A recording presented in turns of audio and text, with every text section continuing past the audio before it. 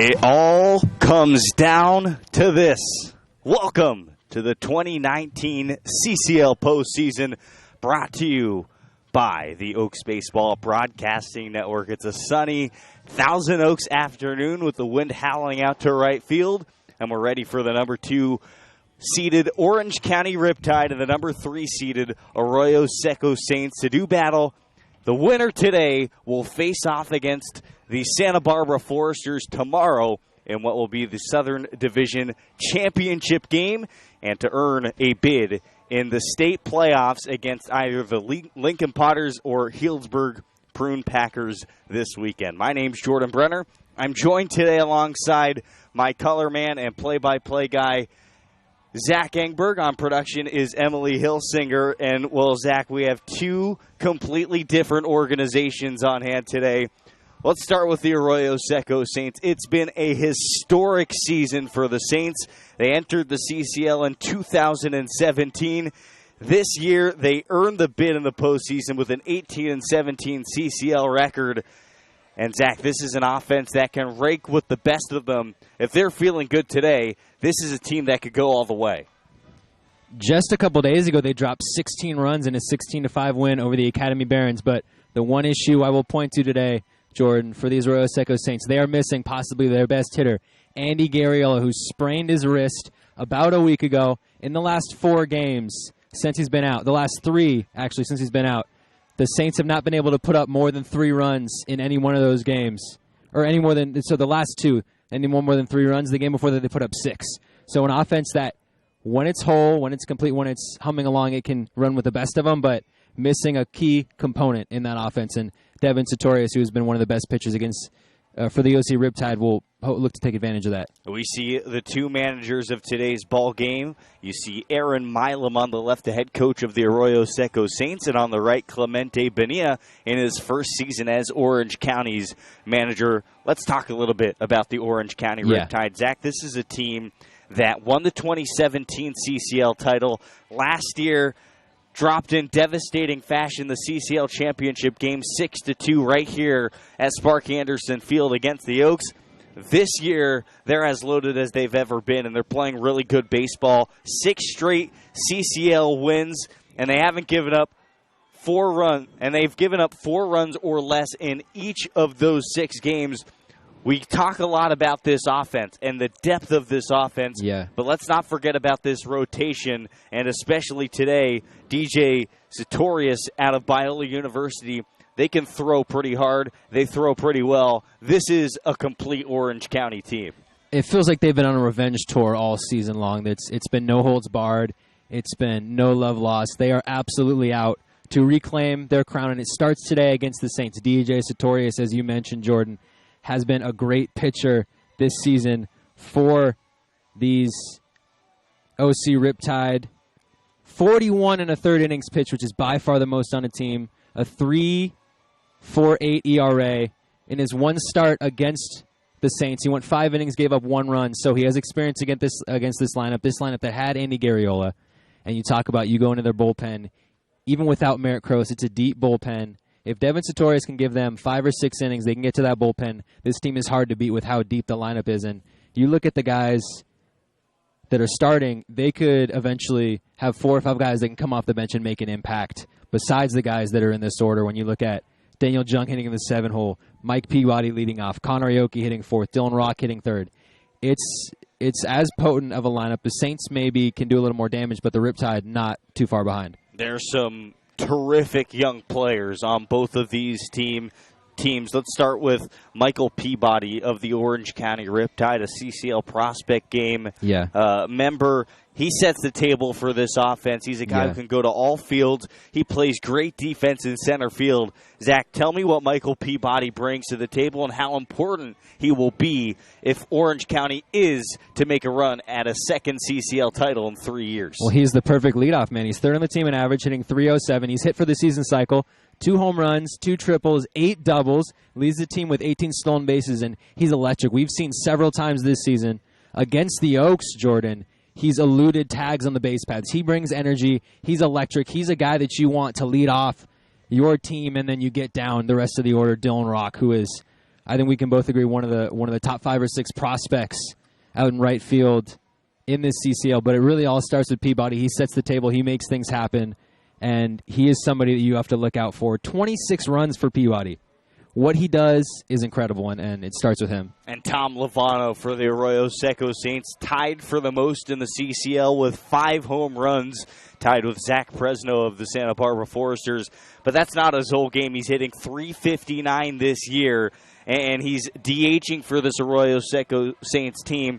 But his impact in this lineup, it cannot be understated. He is a terrific young player and somebody that the Saints are going to need if they're to pull off today's upset. Well, I think the issue with losing a guy like Garriola is now there's nobody to protect Lovano. It's Lovano, and it's really not just him, but he is the centerpiece of that lineup. And even the last few days, in that 16-5 win, he went 3 for 5. He had 2 runs, 2 RBIs, had a double. He's got 2 doubles in the last few games. He's a guy who needs to make things happen. He might need to have a 2 or 3 hit game. He might need to have 3 or 4 RBIs to go against this Riptide lineup. He is going to be the centerpiece of that offense. And as you mentioned, Jordan, he's going to need to perform if they want to move on. Well, in today's game, the Orange County Riptide are the home team there in the right field dugout, though, and the Saints, the away team, in the left field dugout. We pause briefly for the national anthem.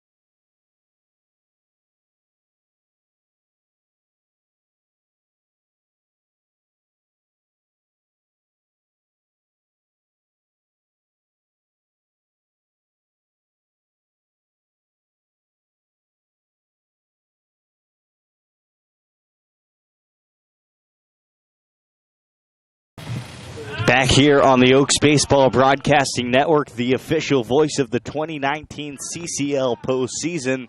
Let's go over some lineups before the first pitch. Orange County takes the field, and they're led by DJ Sartorius out of Biola University. The Riptide wearing their home blue uniforms with white sleeves and red lettering across the chest and white numbers on the back. The Arroyo Seco Saints wearing their road navy blues with gray pants and white lettering and numbering on the front and back of their jerseys. So the Riptide, their defense looks like this. Max Ferguson gets the start in left field. Michael Peabody, the do-it-all center fielder, in center. Dylan Rocks in right. He has an electric arm. This could be the best defensive outfield in the CCL. Trey Lipscomb, a terrific defensive third baseman. Drew Calley's playing shortstop. Blake Evans at second. Andre Antone at first. And Connor Aoki, the all-around catcher, is squatting behind the plate for the southpaw Sartorius. Arroyo Seco's lineup, it looks like this. Anthony Forte, the right fielder, leads off. Morgan Allen hitting second. He's playing second. Drew Calley third at shortstop. Tom Lovano, certain candidate for CCL MVP, is hitting fourth and DHing. Pete Turkay is hitting fifth at first.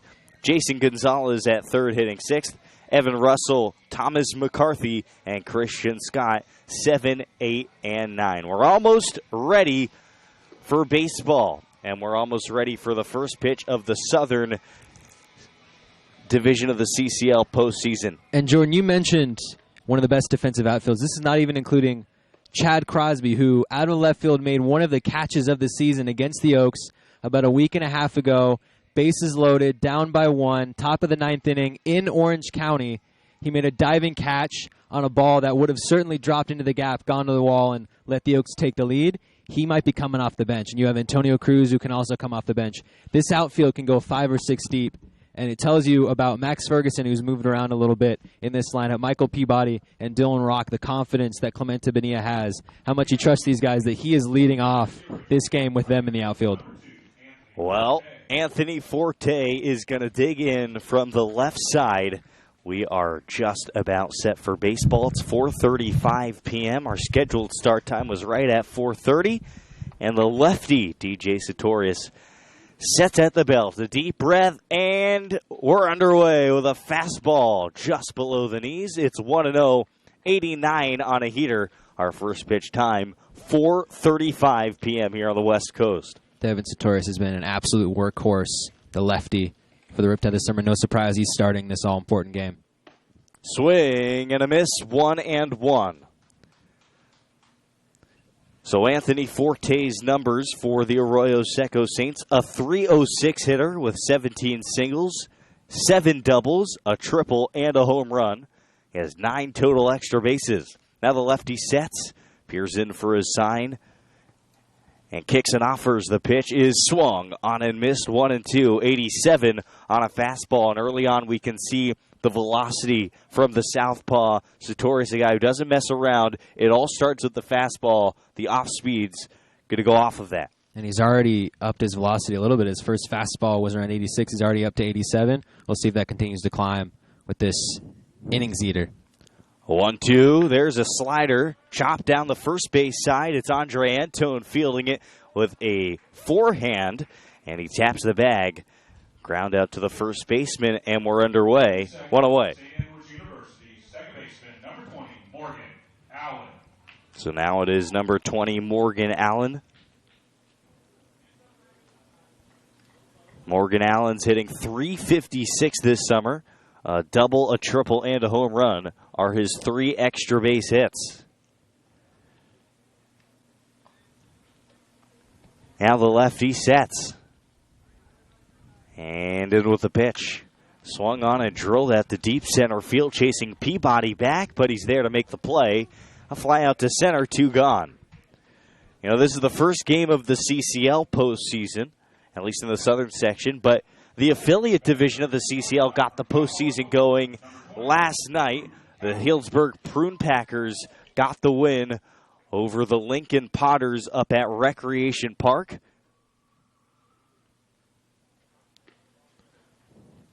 Nobody on, 2 outs for the shortstop, Drew Calley.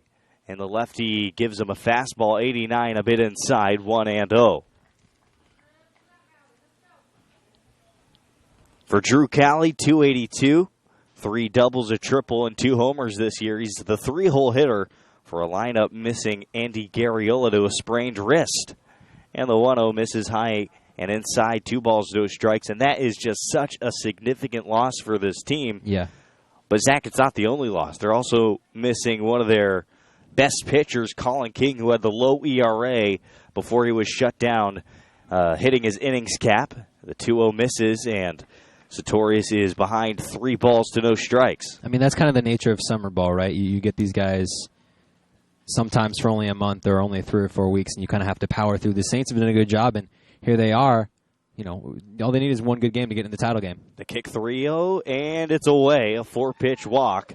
And that's not a walk that is going to sit very well with head coach Clemente Bonilla in the Orange County dugout, because that moves the line over to Tom Lovano out of the University of San Diego, one of the most potent hitters in the CCL. Zach, he has power to all sorts of fields, tied for the lead in CCL home runs. He has 5 on the season. And we talk about the strength it takes to hit home runs in this ballpark. He might be one of the few guys who can hit one to left field or left center. Now a lefty versus righty matchup. The first pitch floats outside on 83. Some two-seam action, and it's 1-0. Lovano's full numbers, he's driven in 24 RBIs while hitting .364, 26 singles, 8 doubles, 5 homers. As Southpaw sets, the 1-0 pitch at the knees. That's a called strike. It's 1-1. Be interesting to see how the strategy changes in a winner-go-home type of matchup, similar to the wild card game in the major leagues. Absolutely. You have to balance, making sure you have enough cards to play further down the line in the postseason while making sure to give it your best or put your best leg forward in an elimination game scenario. And I think this is the spot where the Riptide have an advantage because they're a deeper team. The Saints, at their peak, their offense certainly can run with the best of them, but they're just not as deep as the Riptide, especially without Colin King and Andy Garriola and David Reyna, who were all one of their keystone players who are all missing now. 2 balls and a strike to the righty. Wide open stance for Lovano. And a throw over to first to check on Callie.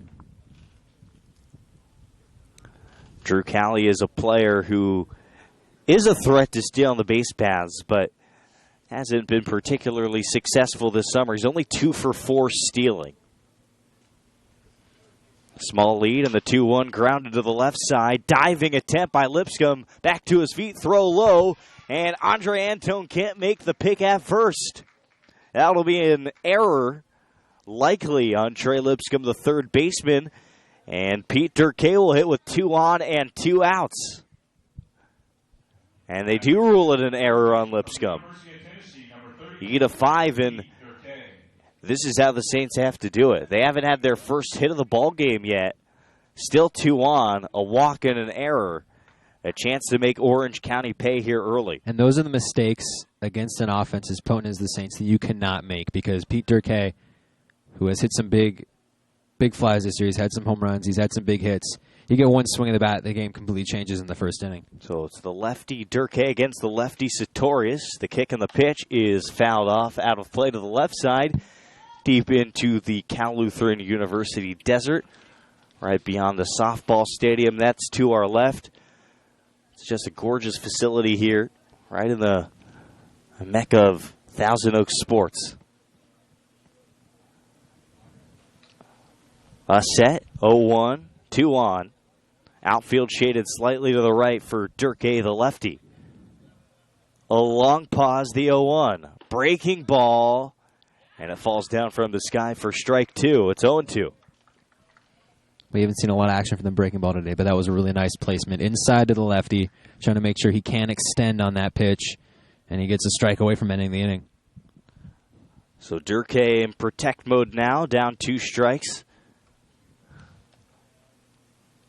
The lefty checks both runners, gears back, and offers the 0-2 pitch. Breaking ball, line drive, deep out to right field. It is down and off the wall.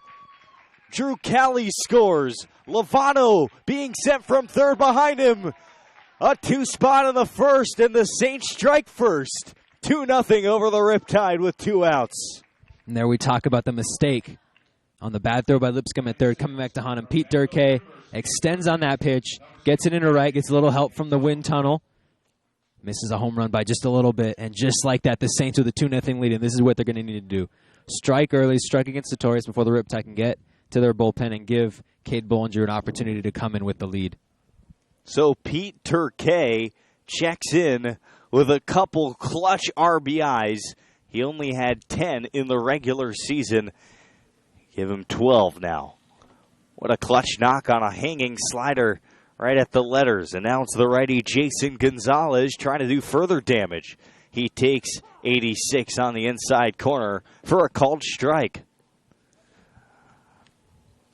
So Orange County falling behind in this one-game elimination early, but this is a spot that, Zach, they feel awfully comfortable in. Yeah. This is a spot they were in last year in the semifinals against the Healdsburg Prune Packers. Now the 0-1. Swung on and driven down the right field side. Will this drop fair? Just foul. About 3 feet outside the right field line. About 315 feet away from home. And about 5 feet from the foul pole. This lineup doesn't get any easier, Jordan. Jason Gonzalez this season actually leads the Saints with a .373 average. He's got 19 hits, 16 of them singles, a double, 2 home runs, 6 RBI. He's scored 13 runs. This is about as dominant a top of the order as far as the lineup goes that anyone has in the CCL. These Saints do. And it's a team that can do it in a bunch of different ways. 10 different Saints have home runs this year. The lefty trying to get out of this inning, Sartorius. Winds and fires the 0-2 pitch high. He tries to elevate, but Gonzalez lays off that fastball. Once again, we welcome you into the 2019 CCL postseason. We'll be here all weekend long, bringing you every single game on the Oaks Baseball Broadcasting Network. I'm Jordan Brenner, Zach Engberg here, Emily Hilsinger on production. Hope you enjoy, so sit back, relax, and enjoy the best thing you can. Postseason baseball. 1-2, fastball ripped high in the air and foul. Good pitch from Sartorius, but right now, Zach, he's struggling putting hitters away. He's not the best strikeout pitcher the Riptide have, only 30 strikeouts in 41 and a third innings. But he is that workhorse, and that's what he's expected to do today. He led the Riptide with 41 and a third innings pitched this season. And you want to see, with the Riptide potentially having to play 5 games in 4 days, you want to see a guy eat innings. 1-2 to Gonzalez, hard curve down and inside. It actually bounces, forcing Aoki, the catcher, to slide and block it.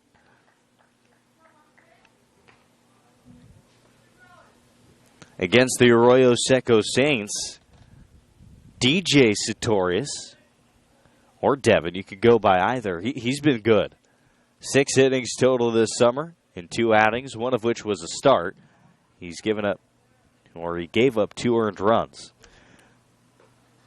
Now the set runner off second in the 2-2. Check swing. Did he go? No appeal. The count's full. This is a CCL postseason picture that is just about as wide open as I can remember. Obviously, last year was wide open. The lowest seed in the playoffs won the championship. But this is a season where, sure, there are a few super teams, but I feel like every team in the postseason, on paper, you can make an argument for them to win a championship. Yeah. Full count home. Payoff pitch. Line drive into left center. There's another hit. Durkay's wave from third. He'll jog in for the 3rd run the Saints have scored in the top of the 1st. That's the 2nd hit of the inning, and Jason Gonzalez stands on first with an RBI knock. 3-0 in the top half. Jordan, I cannot think of a better start for the CCL playoffs for the Saints than this right here. 3 runs on 2 hits in the top of the inning. They're already forcing Sartorius to run up his pitches, which means the Riptide are going to have to go into their bullpen earlier on. This is a great start. First pitch to the right-handed hitter, Evan Russell, is 87 and a strike at the knees. And all this coming with 2 outs, too. Sartorius got the first 2 outs quickly.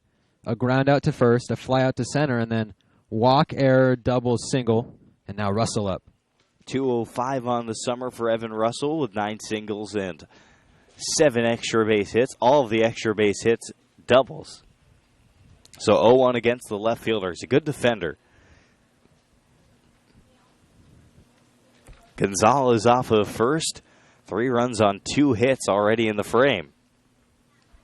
Throw over to check on Jason, and he's safe.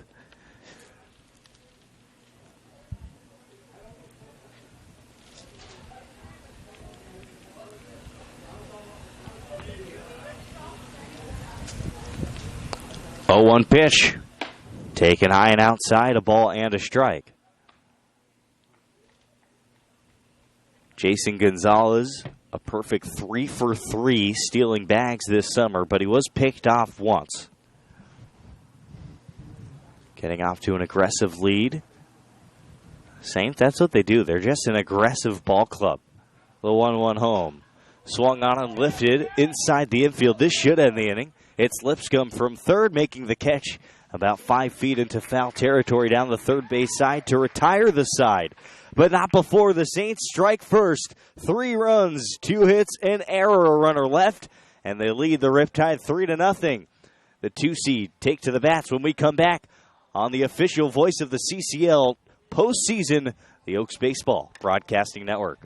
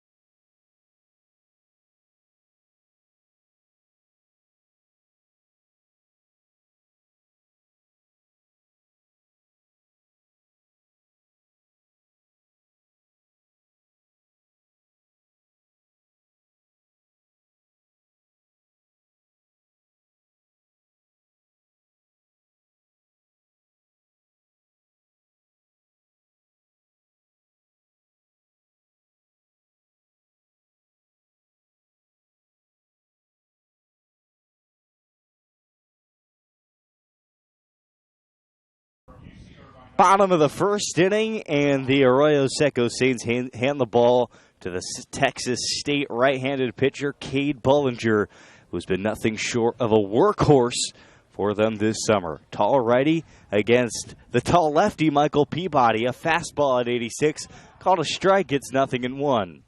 Cade Bullinger in 27 in the third innings has a 2.63 ERA with 25 strikeouts to 6 walks. Line drive in the right field. Michael Peabody dunks one right in front of Anthony Forte, the right fielder. A leadoff knock for Peabody.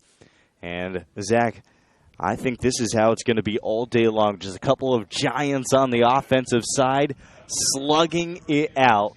Michael Peabody gets the party started for the Riptide. I think what it's going to come down to is mental fortitude, and that's generally what it comes down to in the playoffs. Which of these guys can buckle down in jams, get out of tough scenarios? And we saw the first inning, Devin Sartorius came down 2 outs, couldn't get the last out, gave up 3 runs. We'll see if Bournesville can do better. A first pitch ball at 88 to the left fielder, Max Ferguson. Michael Peabody on first is a threat to steal. In fact, he's stolen 18 bags in 20 tries this summer. And the 1-0 is another fastball that again misses. 2 balls, no strikes to Ferguson. And Peabody with that base hit, just building on that 307 average. That's his 32nd hit of the summer and his 20th single. He's just a complete player, Jordan. Ferguson takes a strike on the outside corner, 2-1. Max Ferguson, 197 this summer, 8 singles, 2 doubles, and 2 triples. No home runs yet. Another guy who can get it done on the base paths, 11 of 12 stealing. 2-1 from the Texas State righty. Too low, 3 balls and a strike from Bullinger. On deck is the all-around right fielder, Dylan Rock.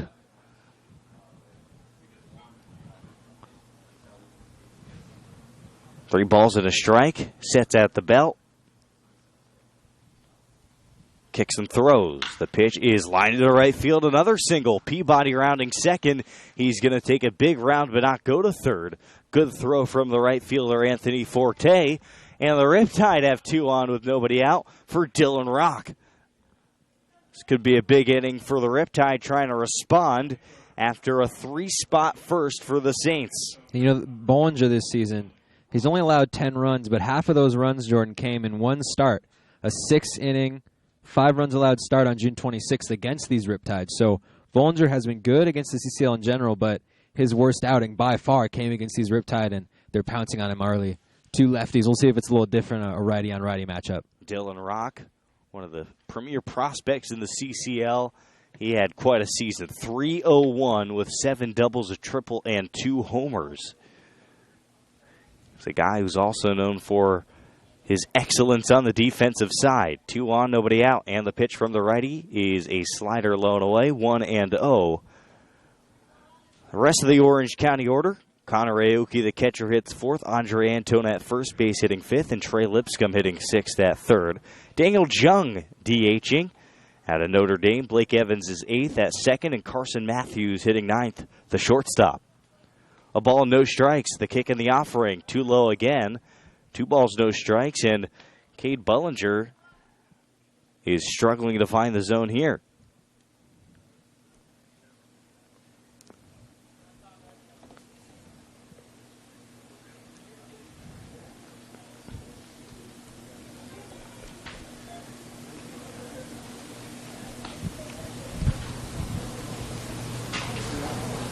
The 2-0 pitch swung on and jammed behind home, foul. 2 balls and a strike.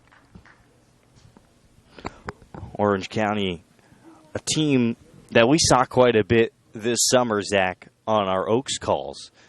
And though the Oaks this summer weren't the same challenge as an Arroyo Seco Saints pitching staff, they're a team that hands the bat off to the next player better than most. They string together hits, and that's what makes them so good. A big swing and a miss on the 2-1. 2 balls, 2 strikes to Rock. Yeah, so one thing, you look at the Saints lineup, and it's Gariel, Lovano. Those are the 2 guys at the center of the lineup. And you can point to them and say things are going to start and end with them. This Riptide lineup, there's you talk about Michael Peabody, Dylan Rock as maybe Connor Aoki as three guys that are important, but any one of these guys in this lineup can make a difference at any point in the game. We've seen so many guys, top to bottom, have big hits. So see here today, 2 leadoff singles, Dylan Rock, and then as you get to see if they can continue that dominance. A 2-2 pitch in. Swung on and mashed out to left center. This one's destined for the gap. It 2 hops the wall. Peabody scores. Around him, Ferguson is waved. He will also score. No outs in the bottom of the first inning. We have 5 runs on the board. It's 3-2 Saints, and Dylan Rock does what he's done all season, a 2 RBI double. If you tuned in thinking you were going to see a pitcher's duel, you are sadly mistaken.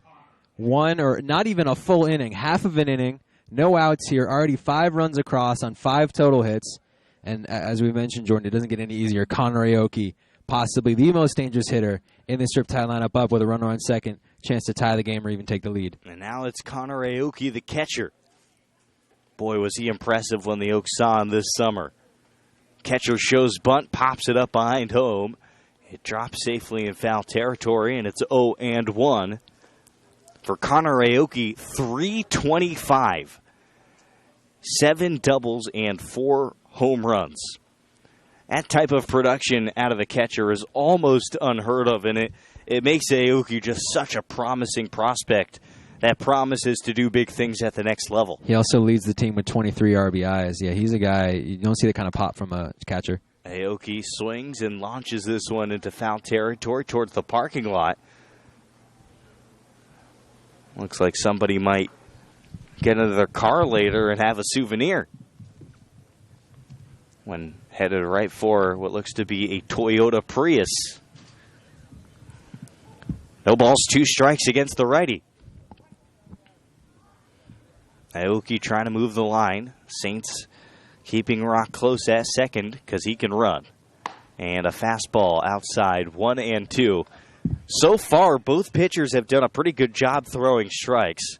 Certainly, Satori is more effective at finding the zone than Bullinger has been. But what has plagued both pitchers is the fact that the wipeout pitch hasn't been there yet. No strikeouts for either team so far. Yeah, they've been able to get in good situations, but they haven't been able to put down the hitters. And I'm not sure whether that has to do with the pitchers not being in the zone or the hitters just absolutely being in the zone. It might be a little bit of both, but it's no surprise these 2 top-notch lineups are doing damage in this playoff game. 1-2. Breaking ball hit hard on the ground to third. It's fielded by Gonzalez, and the throw to first keeps Rock at second.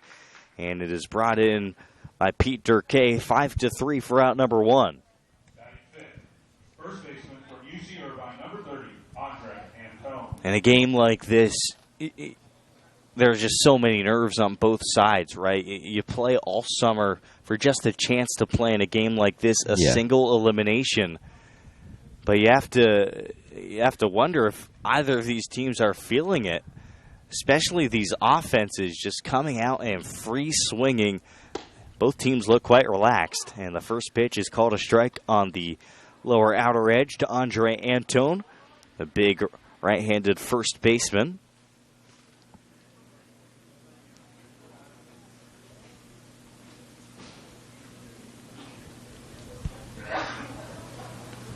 Antone swings and fouls that one off behind home and off of the facing in front of the netting behind home. It's 0-2.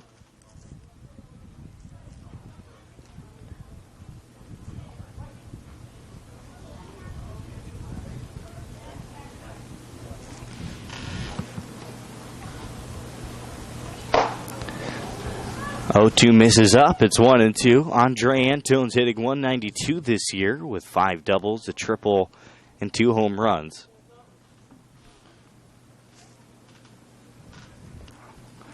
Going to try and tie the game here. 1-2 with an out and a runner on second. Here's the pitch. Too low. 2 balls, 2 strikes. The fastball has been erratic from Cade Bullinger. He's missed both up and down. And the slider, though it's been sharp,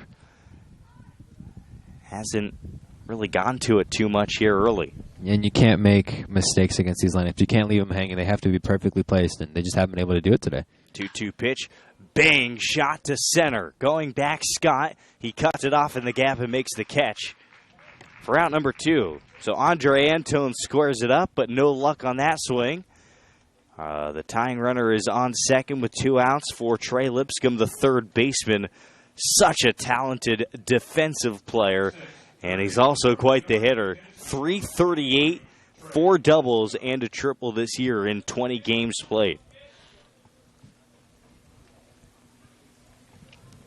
Just like the Saints lineup, this Riptide lineup doesn't stop top to bottom. They can all do damage. The Tennessee Volunteer takes a curveball for a strike. Who's the number 5 overall prospect out of the state of Maryland, and actually the number 1 shortstop in Maryland in the 2018 recruiting class. 3-sport athlete in high school. Baseball, football, basketball. Steps out. Getting ready for the 0-1 pitch. In his senior season, he hit .473 with 8 home runs and also notched a 1.12 ERA on the mound. So we're looking at an athlete right here. 0-1, tying runner in scoring position. Rock dances off of second. Bollinger checks there and offers a fastball. That's cut on and missed on the lower outer edge. So an eventful first inning here on the Oaks Baseball Broadcasting Network. 2 of the best offenses, not disappointing. 5 runs and 5 hits split between these 2 powerhouses. And now the 2-strike pitch, swing and a miss. We get our first strike out of the ball game, and Cade Bollinger is able to strand the tying runner in scoring position. Not before 2 runs on 3 hits, no errors, and a runner left in scoring position through 1 full. It's the Saints 3, the Riptide 2. Stay with us. You're watching Oaks Baseball, CCL Playoff Baseball on the Oaks Baseball Broadcasting Network.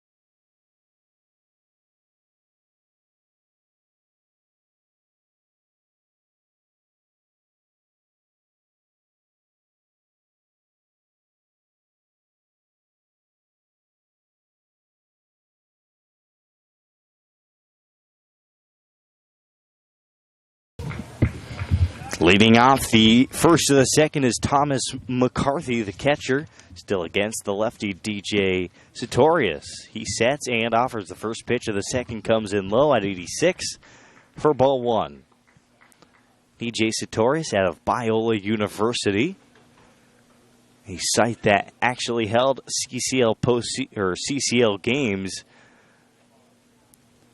really recently. Last year, the SoCal Catch played all their home games at Biola, and the 1-0 misses high, 2 balls, no strikes.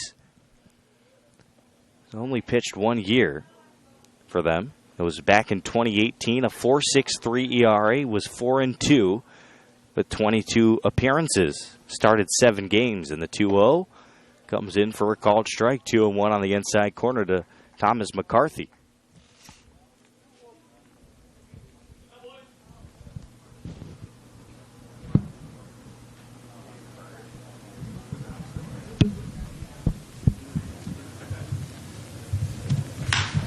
Swung on and hit into right center. Drops down for another hit. That's already the third for the Arroyo Seco Saints. And Thomas McCarthy builds on his .271 average and notches his 13th single of the summer. I feel like that's just, it's going to be like that all game long. This is a game where you can't blink. You might miss something special. Christian Scott, the center fielder, 9-hole hitter, in for his first at-bat of the game.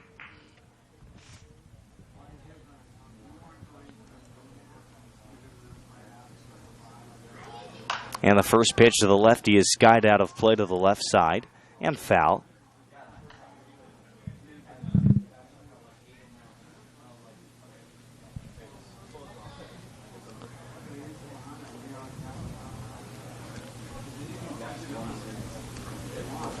For Christian Scott this summer, .259, 18 singles, 5 doubles, a team-high 3 triples, and a home run. Plenty of speed out of the 9-hole. Riptide playing in from third, and a fastball just misses on the outer half. It's 1-1.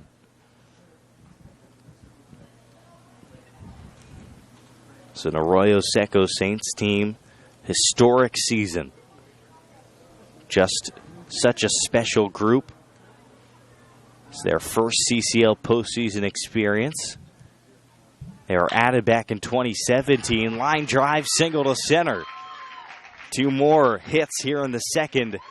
And 2 on, nobody out for the Saints. Bat handed off to Anthony Forte, the leadoff hitter, who grounded out to first to lead off the game. Now batting, right fielder number 2, Anthony Forte. It's been everybody, Jordan. It's been right against Sartorius. Righties, lefties, top of the order, bottom of the order, power hitters, contact hitters, speed guys. This Saints lineup is doing damage today, and really this is what they wanted to see coming out. And even Bollinger allowing a couple runs at the top of the order in the bottom of the first, they have to be feeling good about this promising start. 2 on, nobody out for the lefty. Sartorius checks both runners. Here's his pitch, but first he steps off. And a pitching visit between Orange County's pitching coach and Connor Aoki joining in on the fun on the mound. In the first season as a part of the CCL, the Arroyo Seco Saints back in 2017 had a spectacular season. They didn't make the playoffs, but they went on to finish second in a competitive Southern Division of the CCL. Back in 2017, the CCL was actually a 14-team statewide league. Much more exclusive these days. Saints play their home games at Brookside Park's Jackie Robinson Memorial Field. Historic field that saw plenty of major league action during spring training in the early and mid-1900s, with both the Chicago Cubs and Chicago White Sox using the facility. Back to baseball here. Top of the second inning, 3-2. The Saints lead, and they're looking for more. This is where you look for a double play ball right here, Jordan, at the top of the order. You don't want to get to Cowley and Lovano.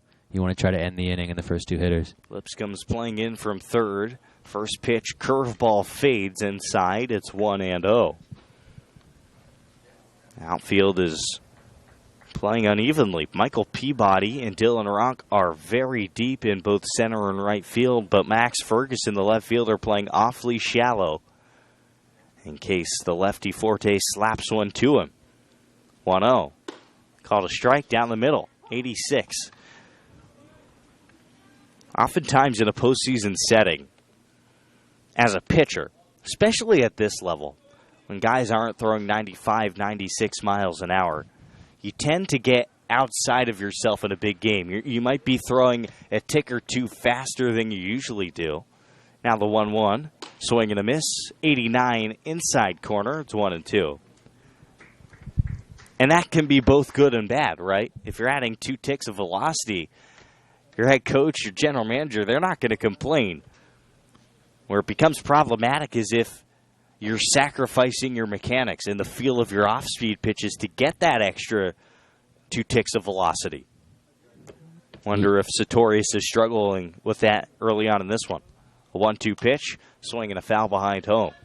And I think really the most important thing to have is control, because these are the games where if you're missing even by a millimeter, an inch, a centimeter, whatever you want to call it, on the plate, if you're missing your spots, we've seen it today already. These offenses are going to do damage. So even if you're taking a little bit off the pitch, I think it's worth it if you can find that control, if you can get that location keyed up. Do or die elimination game to face the Foresters tomorrow. 1-2, big curveball, and Forte somehow gets a piece of it. Just threw the knob of the bat at the ball and ended up with some wood. And that goes for hitters as well, doesn't it? Yeah. I mean, you're more likely to swing hard and try and hit one out of the park. I mean, a big moment, big game like this, you could be remembered forever for a big homer. Talking about long fly balls, this one hit well down the right field side and in foul territory. Dylan Rock makes the catch, throws over to second. Both runners tag in advance. Scott to second, McCarthy to third. And even though Dylan Rock made a spectacular effort to make that play, the Saints get the sacrifice done and have two in scoring position with one out and Morgan Allen up. And I think just as importantly, this gets rid of a double play opportunity. That was a really nice base running, recognizing that even with Dylan Rock's arm, that's a hard play to make, going from around 305 feet in right field, trying to turn around and make that throw in. And you see McCarthy and Scott the speed on display there. 2 on, 1 out. Breaking ball low, 1-0. And we see DJ Sartorius, his second time through the order. He's going more with the off-speed pitch. He's a guy who has that fastball. He can throw it by most hitters. But today, hasn't been quite as effective. And now the off-speed isn't fooling anybody on the Saints. 1-0. High fly ball down the right field side. It fades, it's out of play. 1-1. So we see a pitcher who's really grinding out on the hill. Already some action in the Orange County Riptide bullpen. Clemente Bonilla not messing around here. 1 ball, 1 strike, 1 out. Curveball, line drive, a single to center. At least one will score. McCarthy from third, behind him Scott. The throw to the plate, cut off. And a 2-run base knock for Morgan Allen makes it 5-2 Saints. 1 on, 1 out. And a 3-run lead for Arroyo Seco. They don't look like an underdog early in this game. There you go, Morgan Allen with a 2-run base hit. Allen and Pete Durkay so far today, the 2 clutch hits. Durkay had a 2-run double that just barely missed a home run, bounce off the right field wall, and there Morgan Allen, a little nubber up the middle, just enough to score the speedy Scott from second base, and 5-2 lead against the workhorse. With 1 out, it's Drew Cowley taking a strike. He walked and scored back in the first inning. So after only having 2 hits in their 3-run first, the Saints have 3 more hits in the second inning. They've earned all of their runs here. 0-1 pitch is taken for a strike. It's now 0-2 as a fastball scoots across the outside edge.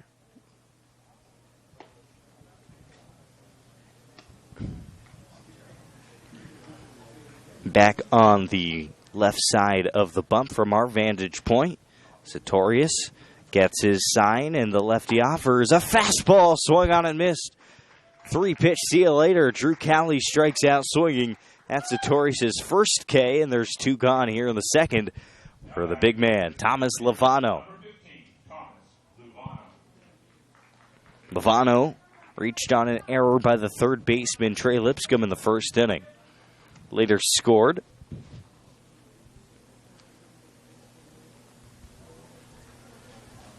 Steps in. Digs in towards the middle portion of the box. Short lead at first for Allen. Not trying to take the bat out of the hands of a 5-home run hitter. Swing and a miss. It's 0-1.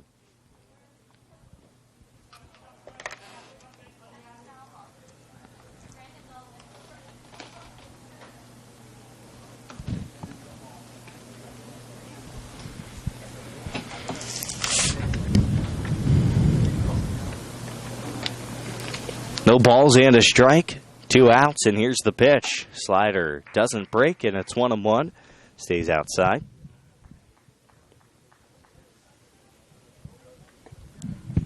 Thomas Lovano out of the University of San Diego.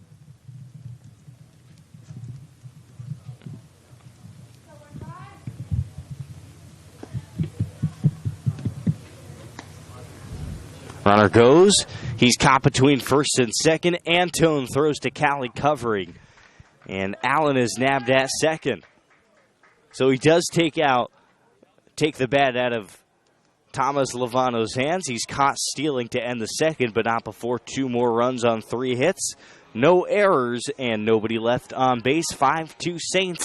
Bottom 2. The Riptide have to respond again on the official voice of the 2019 CCL postseason, the Oaks Baseball Broadcasting Network.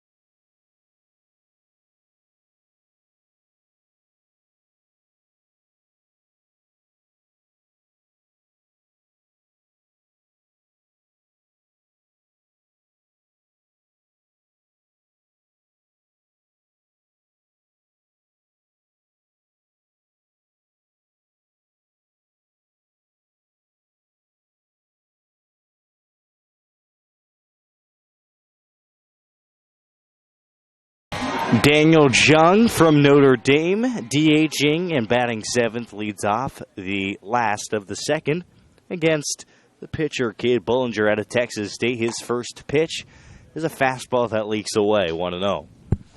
Daniel Jung didn't start every game this summer, but when he was in the lineup, Zach, he was awfully impressive.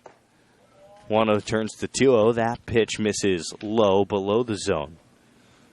Daniel Jung, one of the purest hitters you'll see at this level. Just has a knack for barreling up a baseball, and the 2-0 turns to 2-1. That one, a borderline pitch, but called a strike at the knees. For Daniel Jung, it's been a 300 season. That one misses. 3 balls and a strike as the fastball was away. 303, 17 singles, 9 doubles, and a home run. And he takes ball 4, a 5-pitch walk, and the Riptide, for the second straight inning, have their leadoff man aboard. Here's Blake Evans, the second baseman. Daniel Jung, not the best base stealer on this team, 2 for 4 on the summer, and he's been picked off once. Blake Evans hitting .278, 15 singles, 4 doubles, a triple. From the left side of the plate, he's playing second today, and the righty's first pitch is 88 center cut for a strike.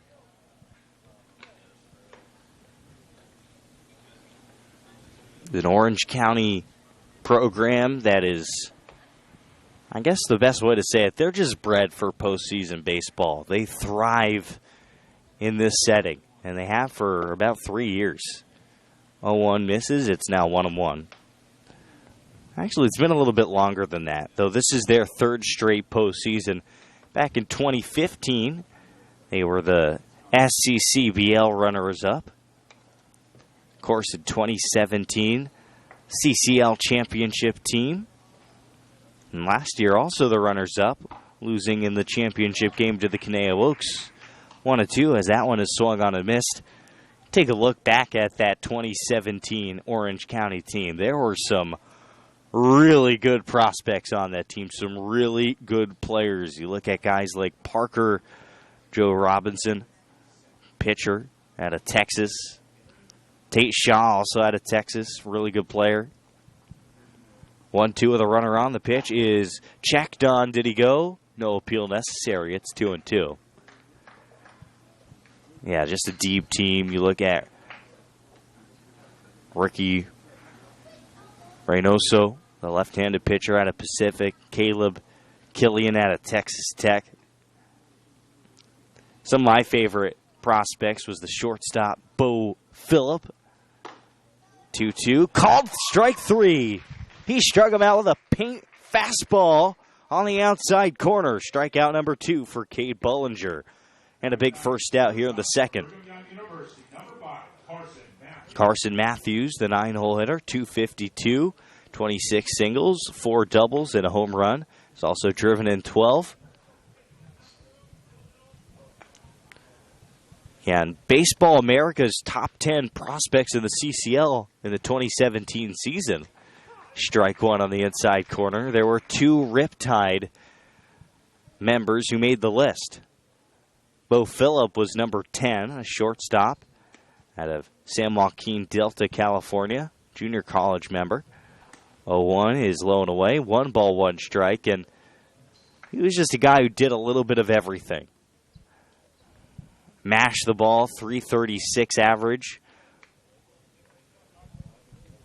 Also, quite a base stealer. He was perfect, 17 for 17. Great athleticism. Instincts were great, 1-1.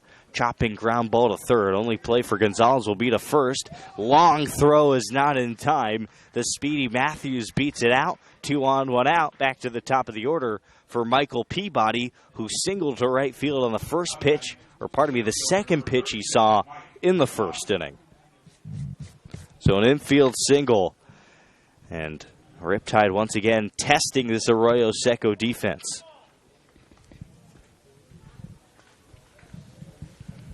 For as great as Bo Phillip was, he wasn't even the best prospect on that team. Give that respect to Dominic Fletcher, outfielder out of Arkansas. Peabody swings and misses at a Frisbee curveball. It's 0-1. Yeah, Fletcher was actually drafted this past draft in the 2019 MLB draft. He was taken with the 75th pick. And the outfielder is heading to the Arizona Diamondbacks. Now the 0-1 with an out and 2 on. Here's the kick and the pitch, low and inside. It bounces off of what looks to be the catcher McCarthy's shin guards, and both runners advance 90 feet. Jung will go to third, and Carson Matthews is at second. And now all of a sudden, 2 runners in scoring position for the Orange County Riptide. And Dominic Fletcher, who earned this number 1 ranking in Baseball America's top 10. He wasn't a guy who overwhelmed you with his physical tools like a guy like Michael Peabody or Dylan Rockwood. He was actually an overlooked prospect out of high school. 1-1, check swing. Did Peabody go? Doesn't matter. It's called a strike on the outside corner. He was undrafted out of high school. He was the number 206 overall prospect out of Cypress, California. 1-2. Peabody lays off a fastball well outside. 2-2.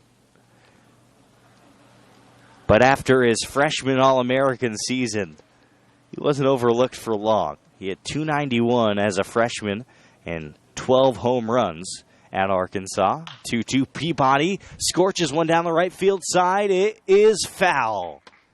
That one hop the wall in right field. Michael Peabody barreling that one up, but he has to slowly walk with his head down back to home. He'll face another 2-2 count.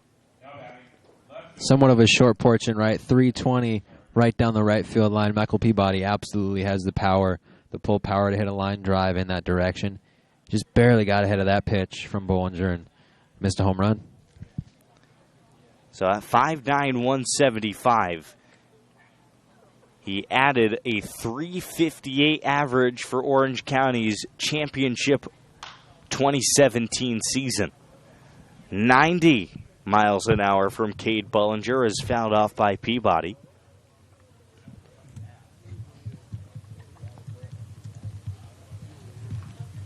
Michael Peabody, UC Irvine Anteater. But yeah, Fletcher, speed and power. As the 2-2 misses outside, the count is bloated. It's 3-2.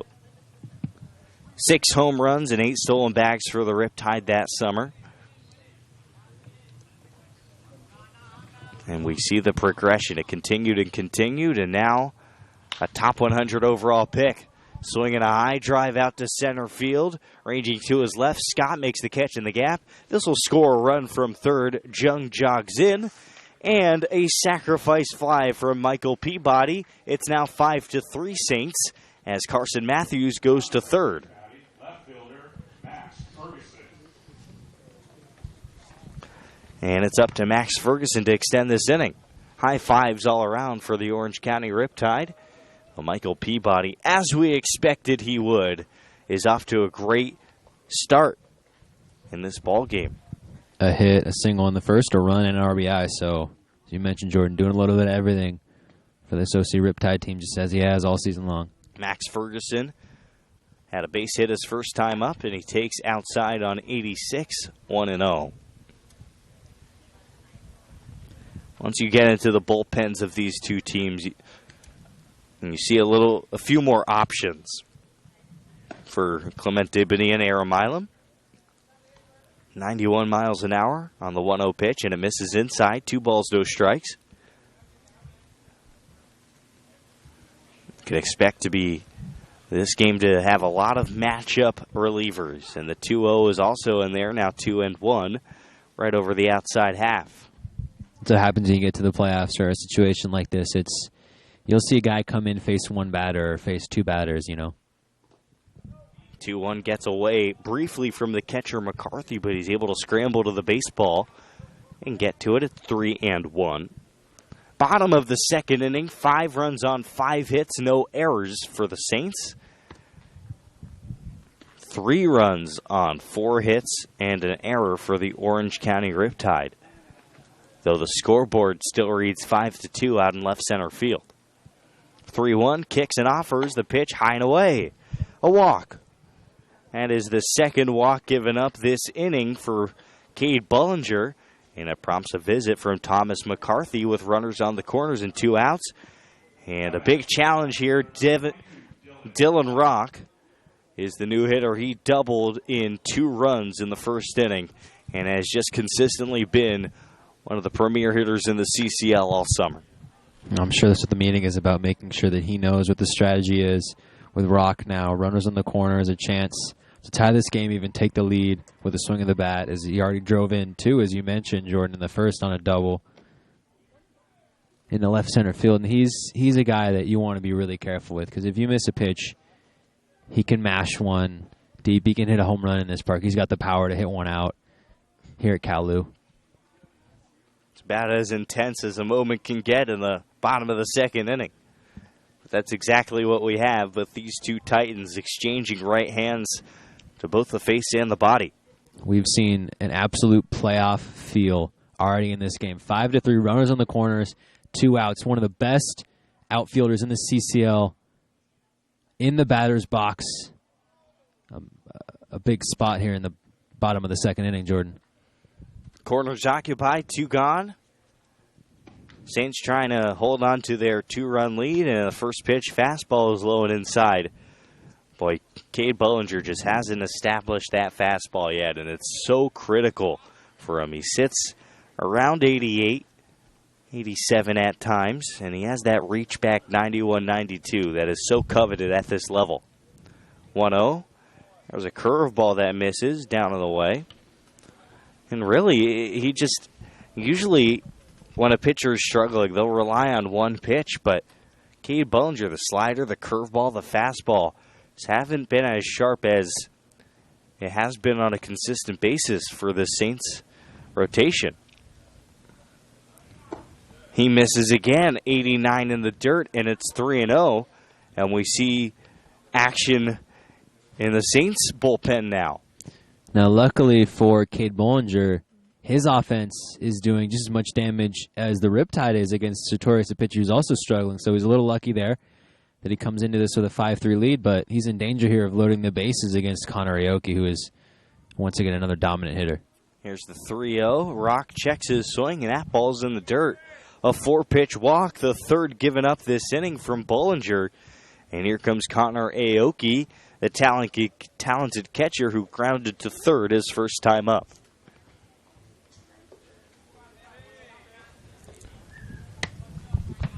And he's had a knack for the clutch hit this summer too, hasn't he, Zach? Talk about, he's another guy who just finished up his freshman season at Binghamton. You see, there's so many guys in the CCL. Some of the best players are guys who are freshmen, but he shows no signs of that. Aoki fouls this one out of play. It's 0-1.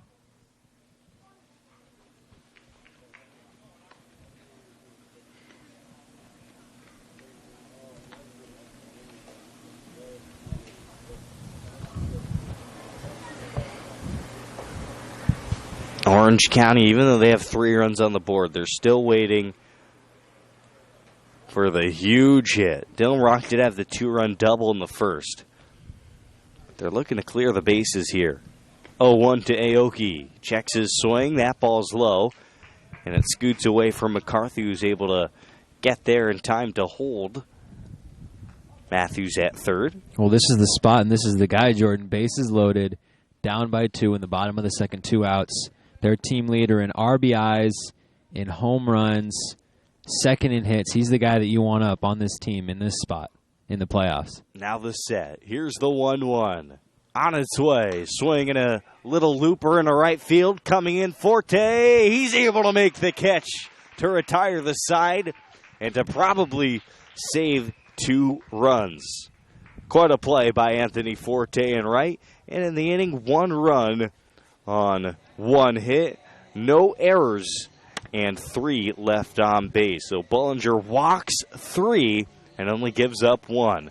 We're on to the third, 5-3 Saints on the official voice of the 2019 CCL postseason, the Oaks Baseball Broadcasting Network.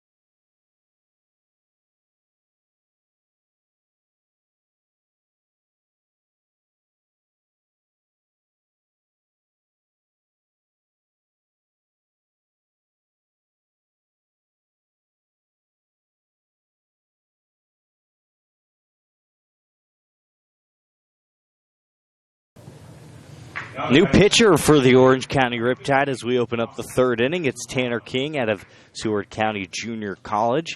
He's thrown a lot of innings this summer, approaching 30. He's had 29 2/3, and he has pitched to the tune of a 5.46 ERA, 35 strikeouts, and 4 walks.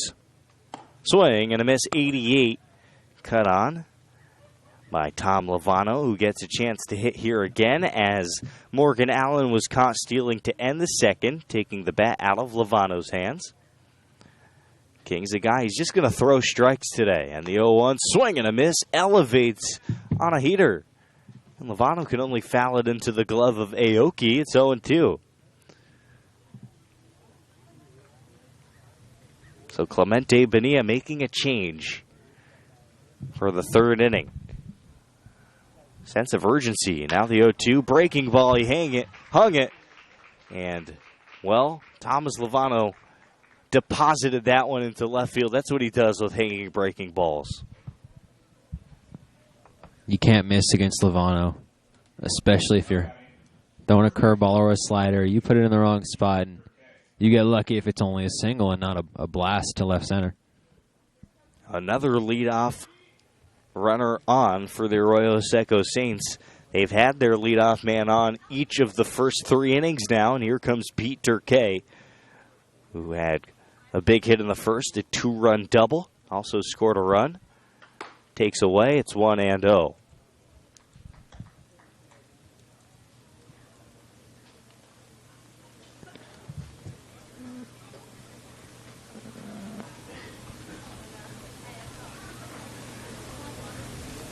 Tanner King, out of John Doan, played under John Doan at Canyon High School in Canyon, Texas, and the 86-mile-an-hour fastball. Looks like a bad release from the righty, and he just plunks Turkay on the backside. 2 on, nobody out, and here comes Jason Gonzalez. Now batting, third baseman. He was born in 1999.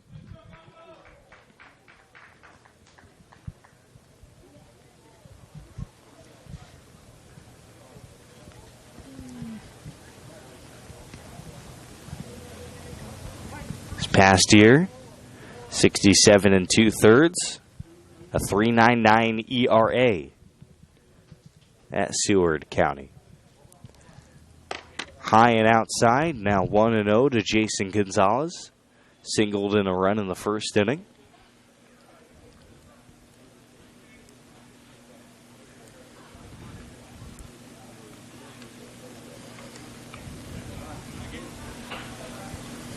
Wind has calmed down here in Thousand Oaks. We've been playing baseball for an hour and 5 minutes. We're only in the third inning. And the 1-0 is in for a strike, 1-1. Definitely playoff baseball, Jordan. 2 high-powered offenses doing everything they can. You have an inning like how the last inning ended, the bases loaded. Those are the moments you're going to look back, they're going to haunt you to say, we lost this game by 2 or 3 runs. Those are the 2 or 3 runs right there that we left on base. A ball, a strike for King, who's taking a while to get on the same page with Connor Aoki, and Gonzalez calls for time. So this is a Riptide team that we expect to fight back. That's what they've done in the postseason the last couple seasons. Just a resilient team, but there's no way to know for sure. A 1-1 is swung on and fouled. It's 1-2, and part of the reason I say that is because this is Clemente Bonilla's first season as the head coach of the Orange County Riptide. Believe me, he's been around the block. He's an experienced manager. But I'm not sure if the culture has changed under Bonilla or not. Clearly what he's doing is at least working to a certain degree. And a whole new group of guys as well. 1-2, swinging a foul behind home, 1-2. Yeah, exactly. Only one returner from last year's runner-up team. That's Ryan Sublet.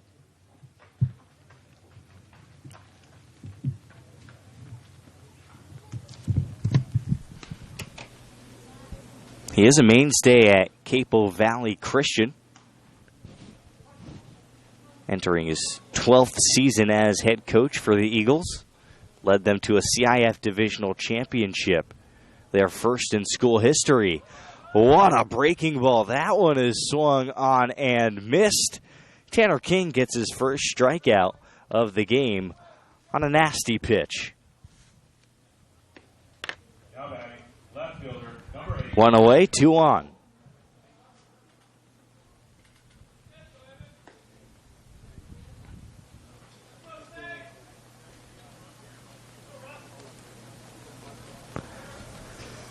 Here's Evan Russell. There's that curveball again, this time just a bit outside. It's 1-0. That championship team was the 2014 Eagles. And he's been a great postseason coach for that high school. A 1-0, a called strike, 1-1. In fact, he's gone 25-9 in postseason games throughout his career there. And he made 8 consecutive postseasons in 2010 through 2017. A ball is striking out and 2 on, 5-3 Saints. Looking for more, and here's the pitch from King. Another slider, and he locks him up. That one on the edge. It's 1-2. Bonilla didn't start as a coach. Played 5 seasons of professional baseball. Signed by the Cincinnati Reds. Played in that organization in 2002 and part of 2003. Hot shot grounder down the third base side, and the home plate umpire says that ball's foul. Still 1-2.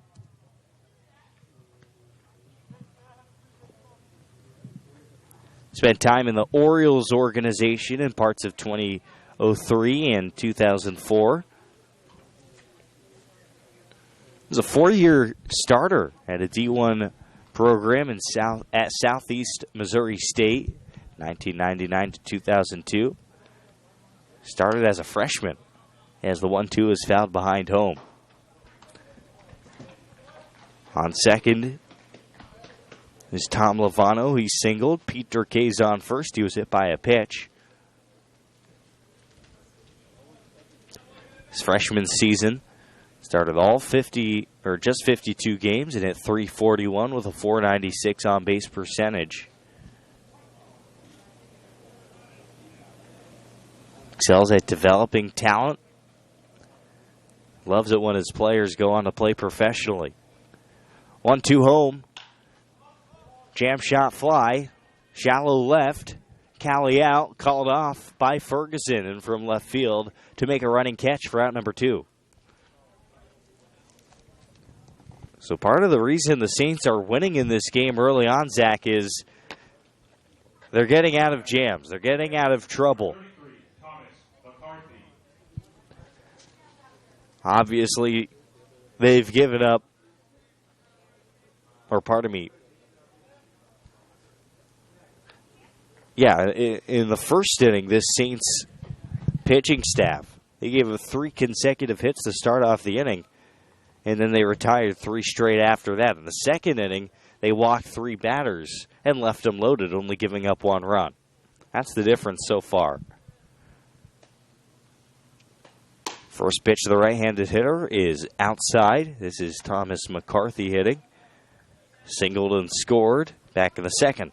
And on the flip side, Jordan, the Saints put up a 2-out rally in the first. Got a walk with 2 outs. Thomas Savano got on with an error by the third baseman. A 2-run double by Durkay, RBI single by Jason Gonzalez.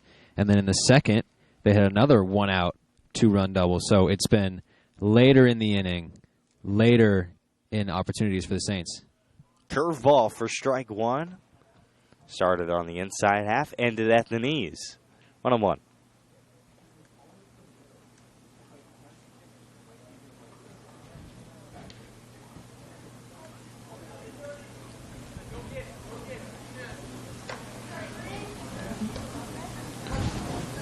Righty on the rubber.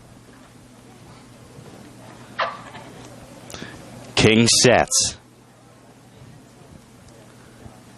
Over the top of the 1-1. And 85 has 2-seam action that ends up a bit inside. 2-1.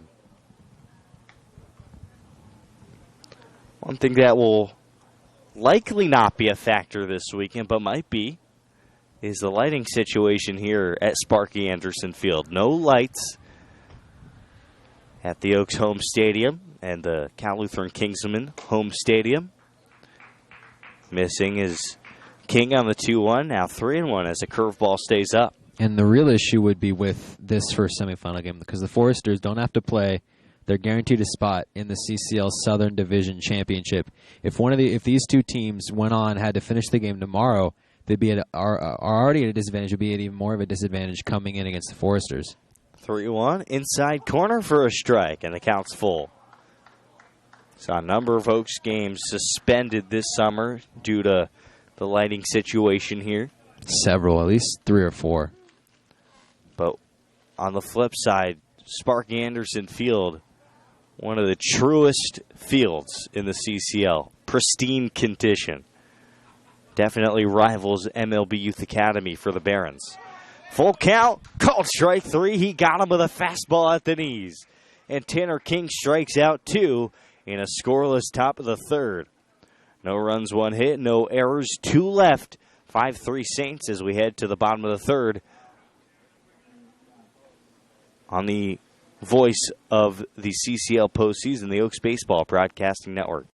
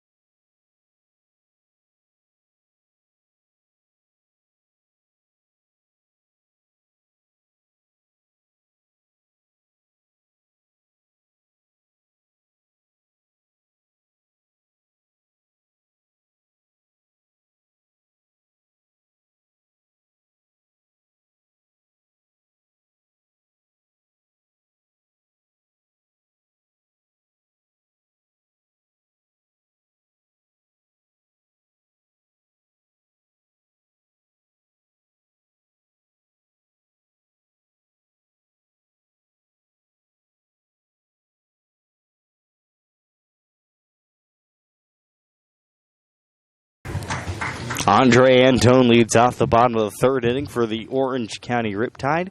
Flew out to center field back in the first inning. He's followed by Trey Lipscomb, the third baseman, and Daniel Jung, the DH.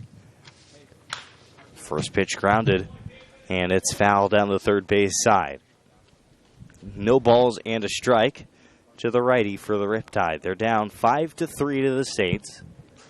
Saints scored 3 in the first, 2 in the second, and were held off the board in the third.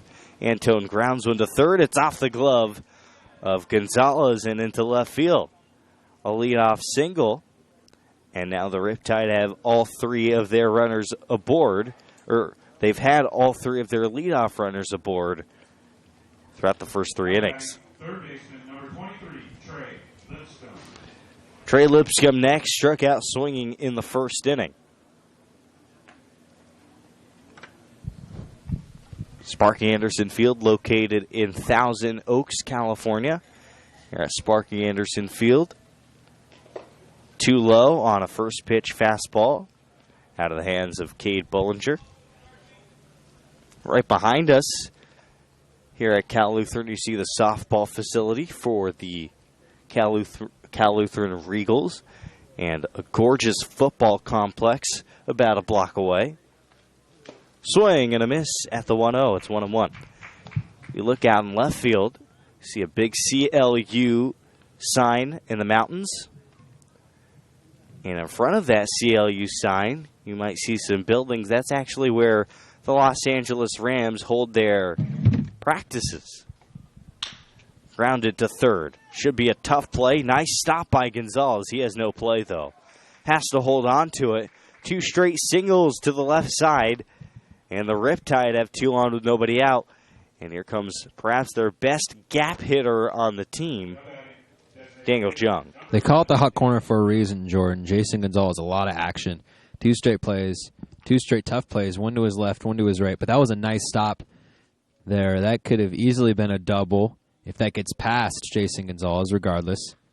It's a single, so he maybe saves a base or possibly even a run with the speedy Andre Antone. But the Riptide, 2 runners on, nobody out, and they've been doing this all day. The first 3 batters in the first to lead off the game, 3 hits. They scored 2 runs in those 3 batters. The second inning, of the first 3 batters, they got 2 of them on, and now the first 2 in the third. The issue has been leaving them on base. A runner left on in the first, 3 left on, the bases loaded in the second. It'll be big as Aaron Milam comes out to chat. Yeah, we'll see if he makes a change here. Heavy action, and yep, Cade Bullinger's day is done after 2 singles to lead off the third inning. The Saints make a change. We'll give you Bullinger's final line and the new pitcher when we come back on the Oaks Baseball Broadcasting Network.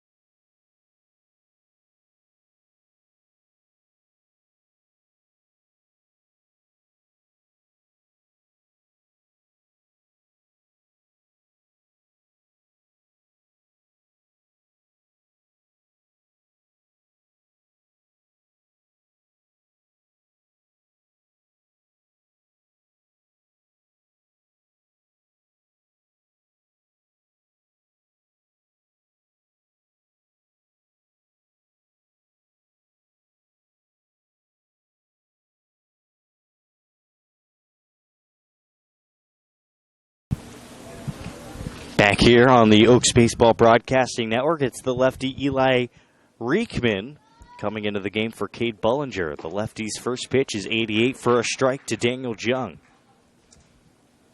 Cade Bullinger out of Texas State, 2+ innings, 6 hits, and 3 runs. He walked 3 batters, and he struck out 1. Here's the 0-1. Just a bit outside with 87. Now ball and a strike. Eli Riekman has been nothing short of spectacular for the Saints this summer. 27 2/3. His ERA 2.60 with 32 strikeouts and 15 walks. Now the 1-1 gets away from McCarthy. A spiked slider in the dirt. Both runners advance. Lipscomb to second. Andre Antone to third. And now the tying runner is in scoring position for the Riptide. And Daniel Jung at the plate, who, based on seeing him this year, based on his stats in Notre Dame, I know you saw him last year, Jordan, with, I believe it was the SoCal catch. He's a guy who can make a difference with one swing, a gapper. 2-1. Such great plate discipline as well. He's going to make you earn it. Swings and drives one a second. Diving catch made. Morgan Allen robs Daniel Jung of what would likely be a game-tying RBI single, and he flashes the leather for out number one here in the third. And those are the plays, Jordan. Morgan Allen at second, diving up the middle on a line drive. Those are the plays that you look back on and you say, that's what decides the game. That play right there, you save 2 runs, you get an out. Those are the difference-making plays, and Morgan Allen's got to feel good about that one. We see Connor Obi pinch hitting here for Blake Evans. We know the Riptide, they're not shy, not making changes, are they, Zach? No, I think I told you before the game I wouldn't be surprised if half the lineup was pinch hit for him. We see the first of possibly many here at the bottom of the order. So Blake Evans finishes the day 0 for 1 with a looking strikeout as Riekman deals 91 outside for ball number 1.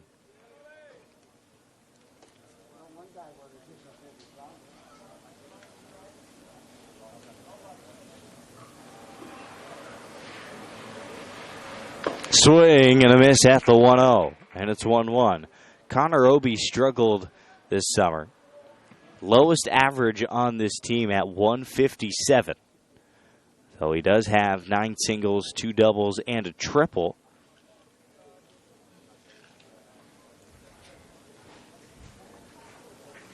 Bonilla wanting the right-handed bat. And this one is fouled back to the screen, 1-2. Something to keep track of. One of these teams is going to move on. And both of these teams want to play at least 4 games this weekend.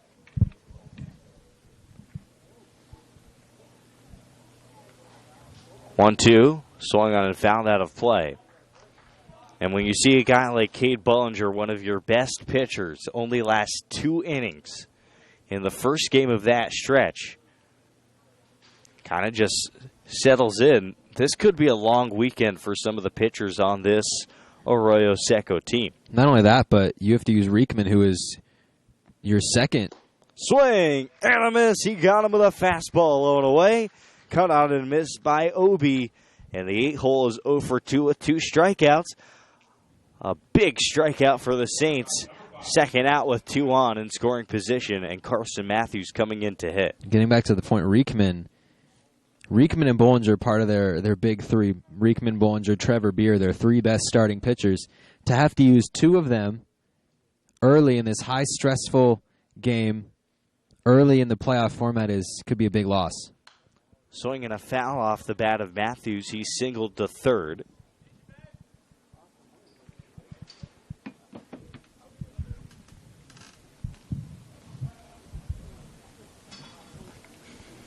So Orange County trying to tie this game in the 3rd inning. It's been a back-and-forth affair so far. 0-1 is low, 1-1. Both teams exchanging shots. 3-run first for the Saints, followed up by 2 runs in the first by the Riptide. 2 runs at the top of the second for the Saints, and 1 run at the bottom of the second for the Riptide. Here's the 1-1. Just inside, 2 balls and a strike as 89 just misses.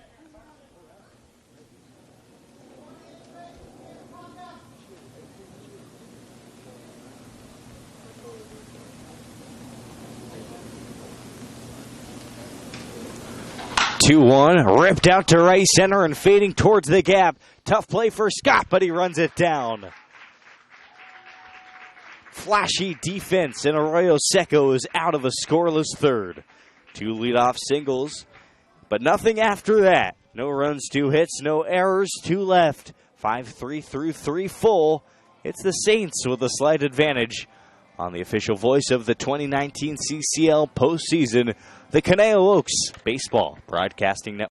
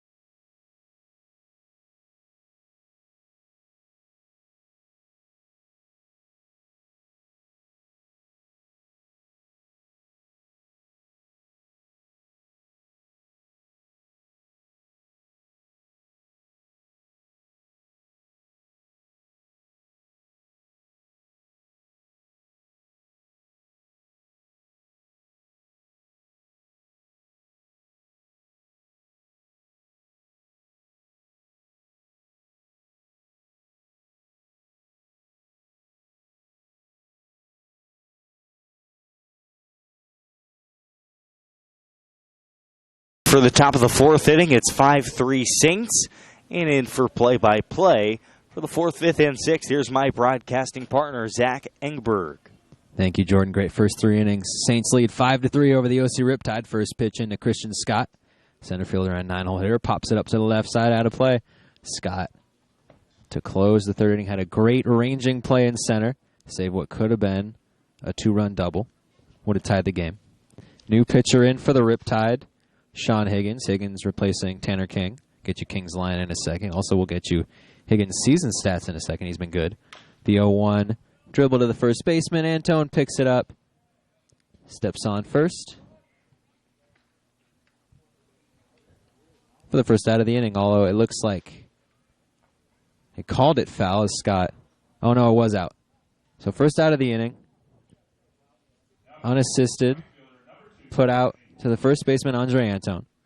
Back to the top of the order, Anthony Forte, who's 0 for 2 today, although in the second inning, he helped set up a two-run single by Morgan Allen when he had a fly ball that went to the foul territory and to right. Dylan Rock picked it up, and both Thomas McCarthy and Christian Scott advanced. And Forte, it's 0-1. So Tanner King, when inning, gave up a leadoff single and then hit a batter.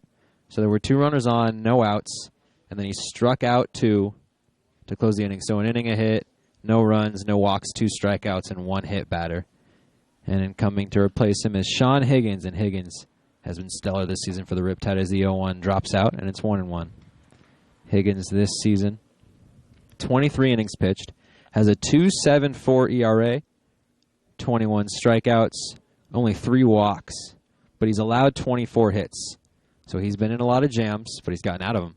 The 1-1 swung on and missed by Anthony Forte. Got him chasing on that pitch. A little bit of a defensive realignment for the OC Riptide.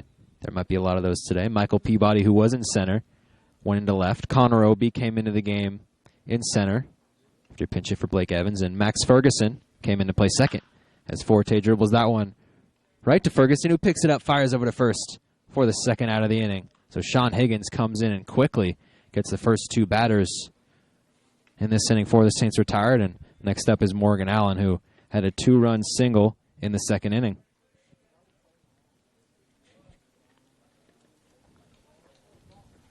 Now batting, second baseman, number 20, Morgan Allen. Morgan Allen.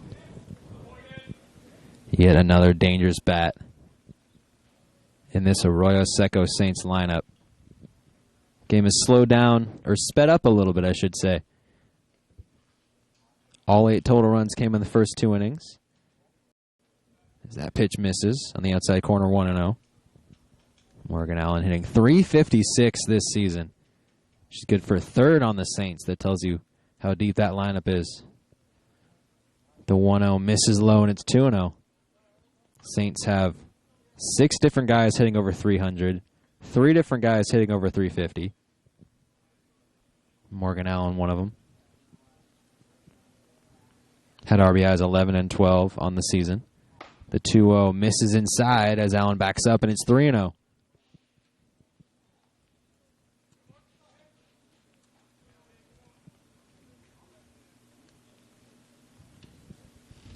The 3-0 touches on the inside corner for a big strike, and it's 3-1.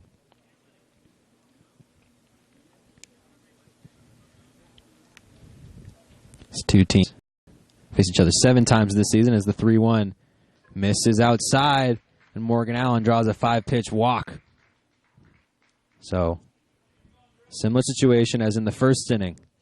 First 2 batters were retired.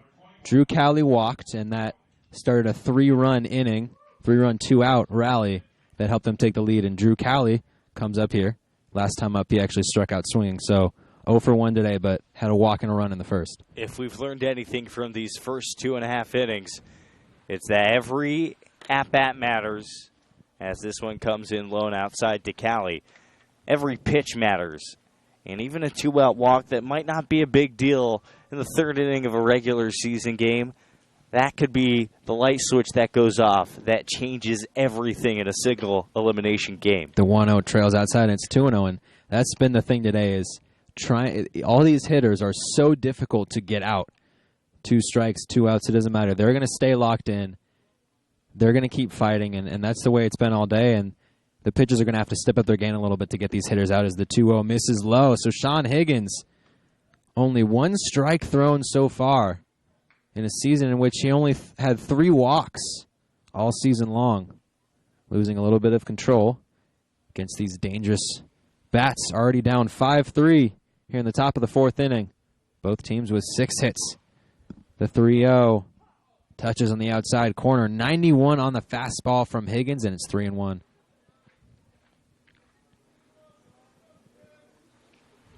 Higgins has been active out of the bullpen. Has seen the Saints twice this season. Both came earlier in June. As that one is fouled off by Cowley, and it's a full count, 3-2. 2 consecutive appearances for Higgins against the Saints. First came on June 11th. He gave up 2 runs in an inning on 3 hits. And then his next appearance on June 14th, win inning, was perfect in that inning. No runs, no hits, no walks. The 3-2 up the middle, bounces off of Higgins, and it gets into left field as Morgan Allen will head to third. So Drew Cowley with a ground ball single right back up the middle. It bounces, gets into left field, and Morgan Allen gets to third. So 2 outs, a little rally, started with a walk, and now a base hit as the umps and the trainer's going to check on Higgins as that one took a ricochet off of his leg, and we've seen that a couple times this season, Jordan. That's tough. These pitchers want to stay in the game, but you got to make sure he's okay. Yeah, well, I think he's all right. He looks totally okay on the hill, but good on the Riptide to definitely check on their right-handed pitcher. But what happened here is that Sean Higgins is playing soccer. He actually kicked that ball into left field right off of the side of his shoe. Had he not done that, it's probably unlikely that Morgan Allen gets to third. And that's what you talk about these Saints. They've done a great job all day taking advantage of every opportunity that they've gotten. Came in the first, 2 outs. An error by the third baseman, Trey Lipscomb, normally shorthanded, on a grounder from Thomas Lovano, reached first. And the next batter, Pete Durkee, had a 2-run double. In the second inning, they led off with 2 singles. Thomas McCarthy, Christian Scott. Anthony Forte hit a fly ball into right field that trailed off into foul territory. Dylan Rock caught it, threw it back, but it was deep enough to allow McCarthy and Scott to advance. The next batter, Morgan Allen, drove them in with a 2-run single, as it looks like the umps say we're good to go. Sean Higgins is okay. So the Saints all day have done a great job of taking advantage of every opportunity that they have. And Thomas Lovano, the big slugging right-hander, up to the plate. 2 outs, runners on the corners. Important spot here in the top of the 4th inning, looking to expand on this 5-3 lead. Yeah, Thomas Lovano always looms large when he's in the on-deck circle, and he has a chance to deliver a huge hit for the Saints here with 2 outs. 1 for 2, although he's reached both times up as the first pitch is inside, 1-0. So Morgan Allen, who drew a 2-out walk on 5 pitches. Drew Cowley, who had a single that was a ground ball, could have been stopped. I would say a kick save and a beauty, but he didn't save anything. He actually allowed a runner to advance. Sean Higgins did. So now Morgan Allen on third, Cowley on first. The 1-0 inside as Lovano backs off, and it's 2-0. Lovano, last time up in the third, led off the 3rd inning with a single, although he was left stranded at second. After 2 strikeouts, one to Jason Gonzalez, one to Thomas McCarthy, and a fly out to left 2 Saints aboard. In that last inning, the 2-0 is popped up foul. Try to get to it, it was low and inside, and it's 2-1.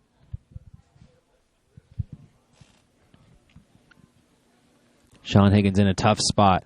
Got the first 2 batters quickly. Christian Scott grounded to first to Andre Antone, who stepped on the bag, an unassisted putout. Anthony Forte grounded to Max Ferguson, who is in the game at second, replacing Blake Evans there. 2-1 swung on and missed by Lovano. 87 on the fastball from Higgins, and it's 2-2. Now a strike away from getting out of this inning unscathed. Saints leading 5-3, 5 runs on 7 hits, no errors. The Riptide, 3 runs, 6 hits, 1 error. All 8 runs came in the first 2 innings. But the Saints 2 runners on, looking to add some more. 2-2 pitch in the dirt. A called strike 3. Cheddar cheese from Sean Higgins. And they get out of the jam. So no runs on a hit, no errors. 2 runners left on base, runners on the corners. And Thomas Lovano called for a strike 3 from Sean Higgins. It's still 5-3 as we head to the bottom of the 4th inning. The OC Riptide will be up to the plate, face off against Eli Reekman, who'll go back on the hill, the lefty. Keep it right here on the official voice of the CCL playoffs, the Oaks Baseball Broadcasting Network.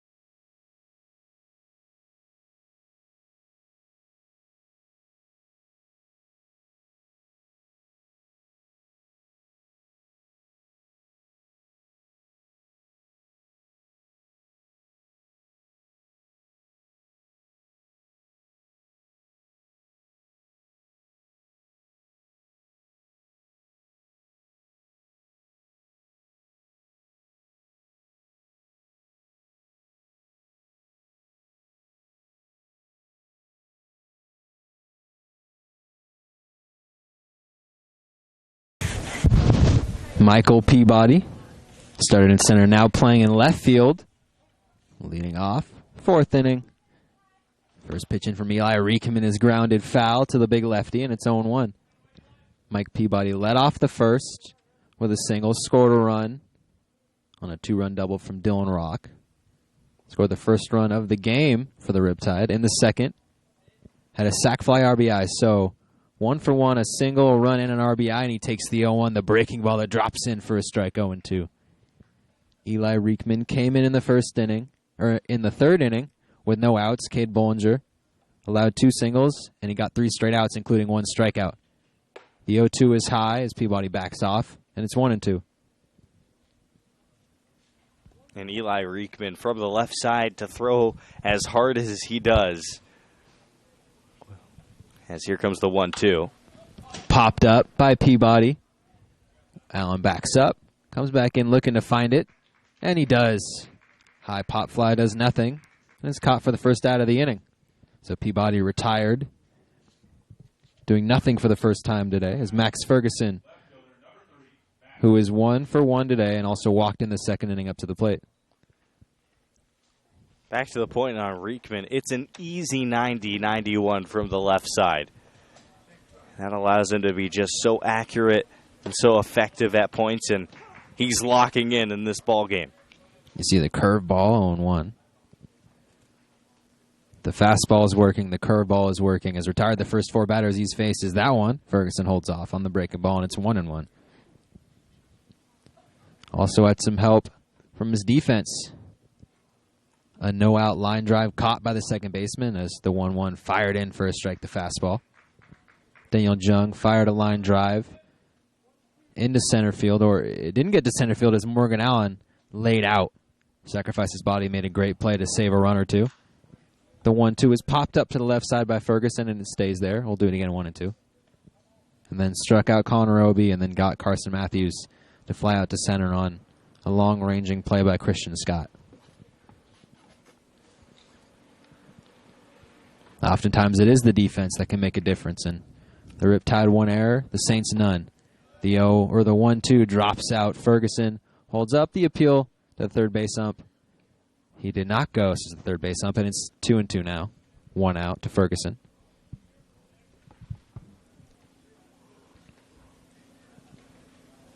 The 2-2 in on the outside corner, no call, and that's interesting, Jordan, because last inning, Thomas Lovano, a righty, took a similar pitch, a breaking ball that touched around the same spot, and he got the call, and there Ferguson from the other side doesn't get the same call. Yeah, all players want is consistency, and I'm afraid we haven't seen that in today's game. And the full count pitch runs inside to Ferguson, and he takes a full count walk.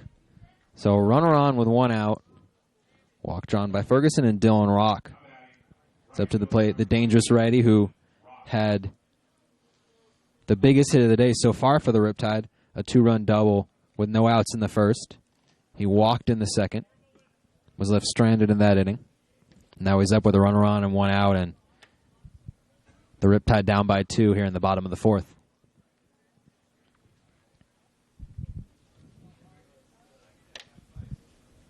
First pitch in from Riekman is low, 1-0.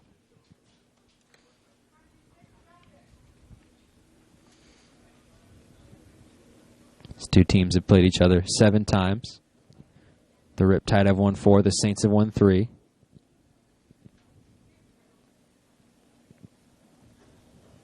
But the Saints have won 3 of the last 4 as Ferguson is running.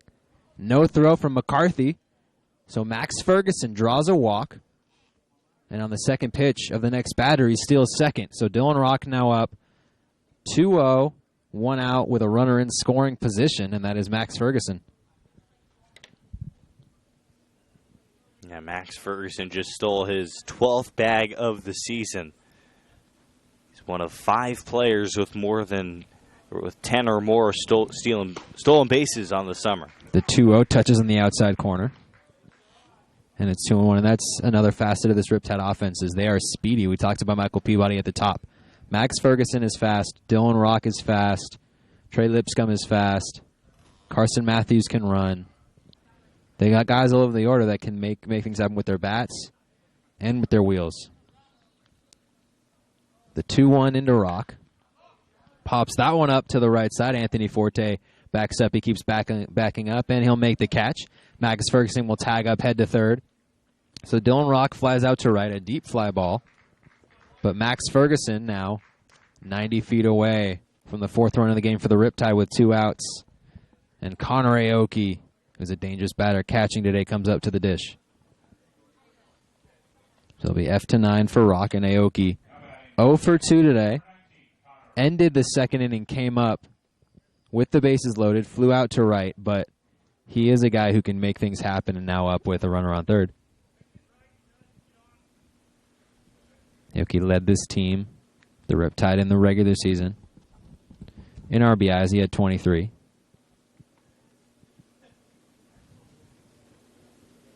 And the first pitch in, he takes high, and it's 1-0.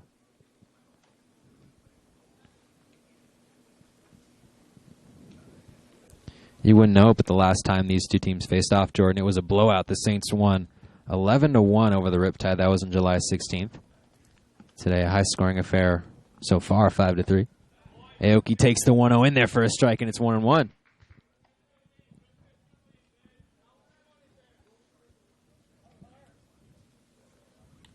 That game also included Andy Garriola, however, for the Saints. The 1-1 in from Riekman is taken low, and it's 2-1 to Aoki. I think so far in this game, the Saints have proven, thank you for what you've done, Andy Garriola. You were a terrific player for our team, but we're more than just Lovano Garriola. Yeah, exactly. This is a deeper offense than that, and this Saints team, they're just not an underdog in this postseason. The offense is too deep, too good, too powerful to be considered that. The 2-1 is high, and it's 3-1. And on the flip side, they're throwing out their best guys. There's no, for them, this is a no tomorrow kind of game. You saw Cade Mullinger starting, went only two-plus innings, and they bring in Eli Riekman, who conceivably would have started the CCL title game tomorrow. The 3-1 in is low, and that's a 5-pitch walk to Connor Aoki. So the second walk this inning, allowed by Riekman. Runners on the corners with 2 outs, and Andre Antone up to the plate. Again, another dangerous spot. But the Riptide today, Jordan, left a runner on in the first, left the bases loaded in the second, left 2 runners on in the third. That's been their problem today. They've gotten runners on, but the Saints pitchers have been able to get out of jams more often than the Riptide pitchers have. And this is a spot for Antone where he can change that story. First pitch in, he pops it up to shallow left center field. Shortstop Callie goes back. Christian Scott calls him off. So Andre Antone, 1 pitch. First pitch swinging. Eli Riekman gets him to pop out. So no runs, no hits, no errors. 2 runners left on with a 1-out walk to Max Ferguson. A 2-out walk to Connor Aoki. But the Riptide once again leave 2 more runners on the base, runners on the corners, and they still trail 5-3. The Saints will be up again in the top of the 5th. You'll see it all right here on the Oaks Baseball Broadcasting Network.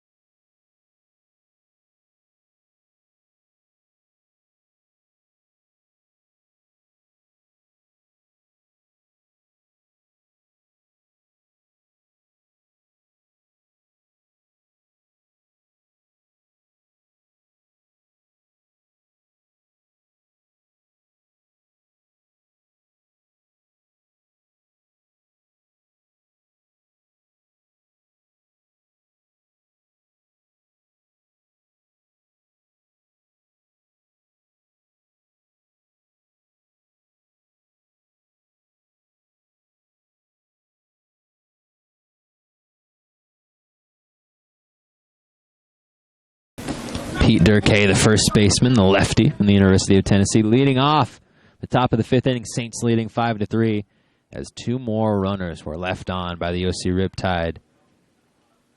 As Andre Antone popped out to center in the bottom of the 4th. Durkay first pitch swinging, lines it foul to the left side, and it's 0-1. Sean Higgins back up on the hill. Higgins last inning in the 4th allowed a 2-out walk, a 2-out single. And then he struck out Thomas Lovano looking on a 3-2 curveball on the inside corner.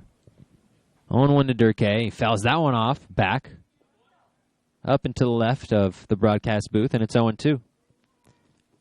Durkay's 1 for 1, reached base both times. In the first, had a 2-run double that at the time gave the Saints a 2-0 lead. He was later scored on a Jason Gonzalez single. And then he was hit by a pitch in the third.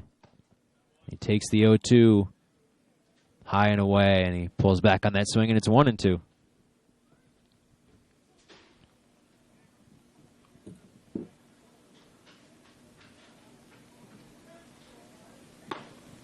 The 1-2, the breaking ball trails outside, not caught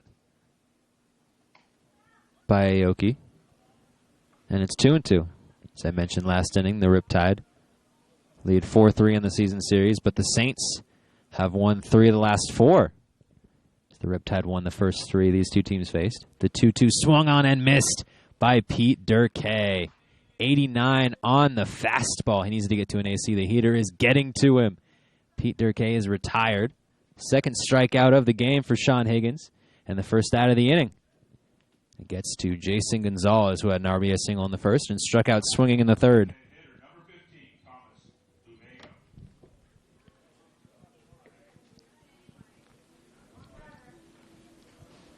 It's been a lot of offense for the Saints against the Riptide. 11-1, their last game on July 16th.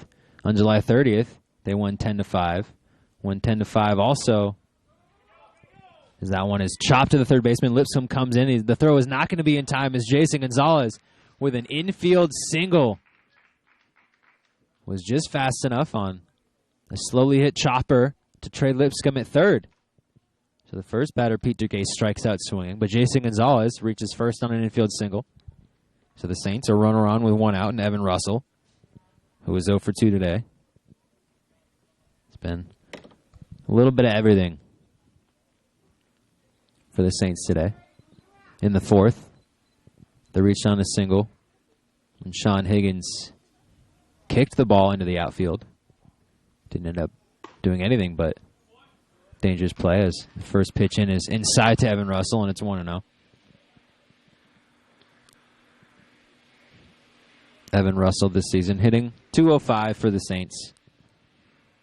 Pretty far down their list of batting average leaders. But he has 16 RBIs, which is 4th on the team. And he dribbles that one to third. A double play ball. Litscomb goes to second to get the lead runner back to first. Not in time as Evan Russell beats the throw. So it'll be a fielder's choice, 5-4. And the Saints, a couple speedy guys, Jason Gonzalez, Evan Russell. They're not just power hitters, they can run too. Still have a runner on first, now 2 outs. And Thomas McCarthy, who had a single in the second, led off that inning with a single and scored a run on a 2-run single from Morgan Allen. Number 33, Thomas McCarthy.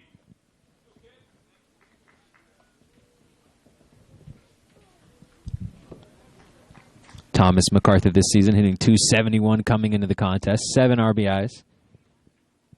Of his 13 hits, 12 are singles and only 1 a double, so more prototypical catcher. Not a ton of pop, but he's a good defensive catcher. First pitch in, he pops it up, backhand foul. It's 0-1 from Higgins. So Pete Durkee led off this inning, struck out swinging.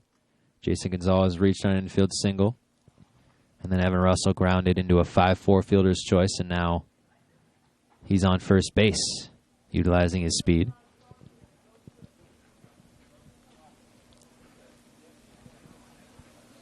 A short mound meeting between Aoki and Higgins. And we're back and ready to go. 0-1, 2 outs, a runner on. Saints leading 5-3 here in the top of the 5th inning. First game of the CCL playoffs as Higgins fires back to first to check on Russell. Nothing doing there.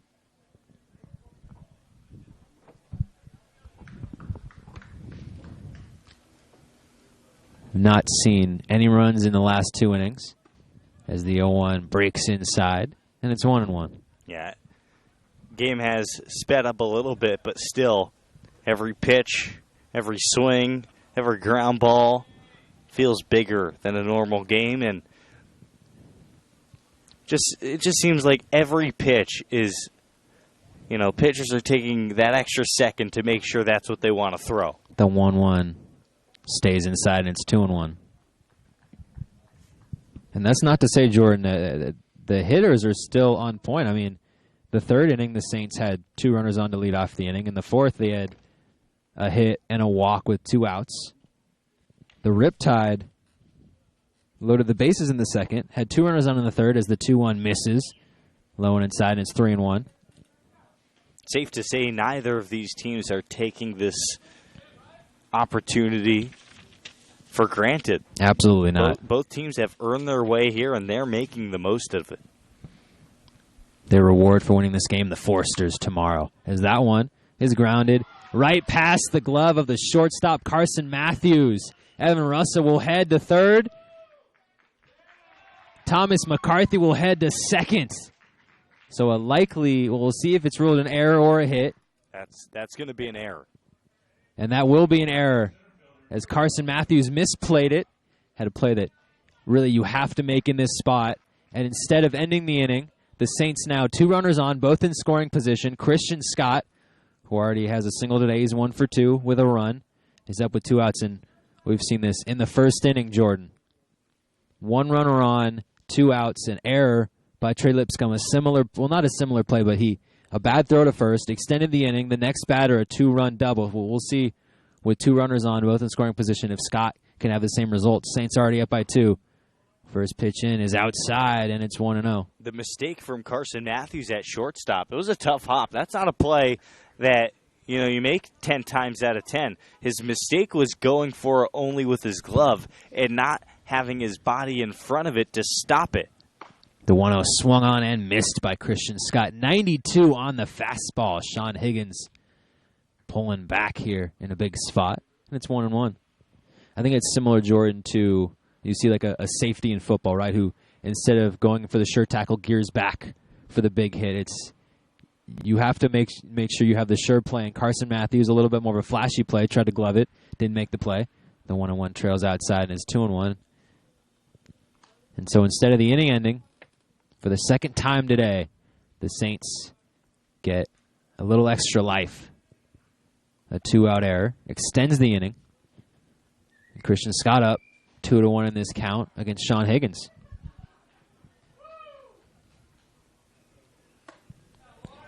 The 2-1 misses outside, and it's 3-1.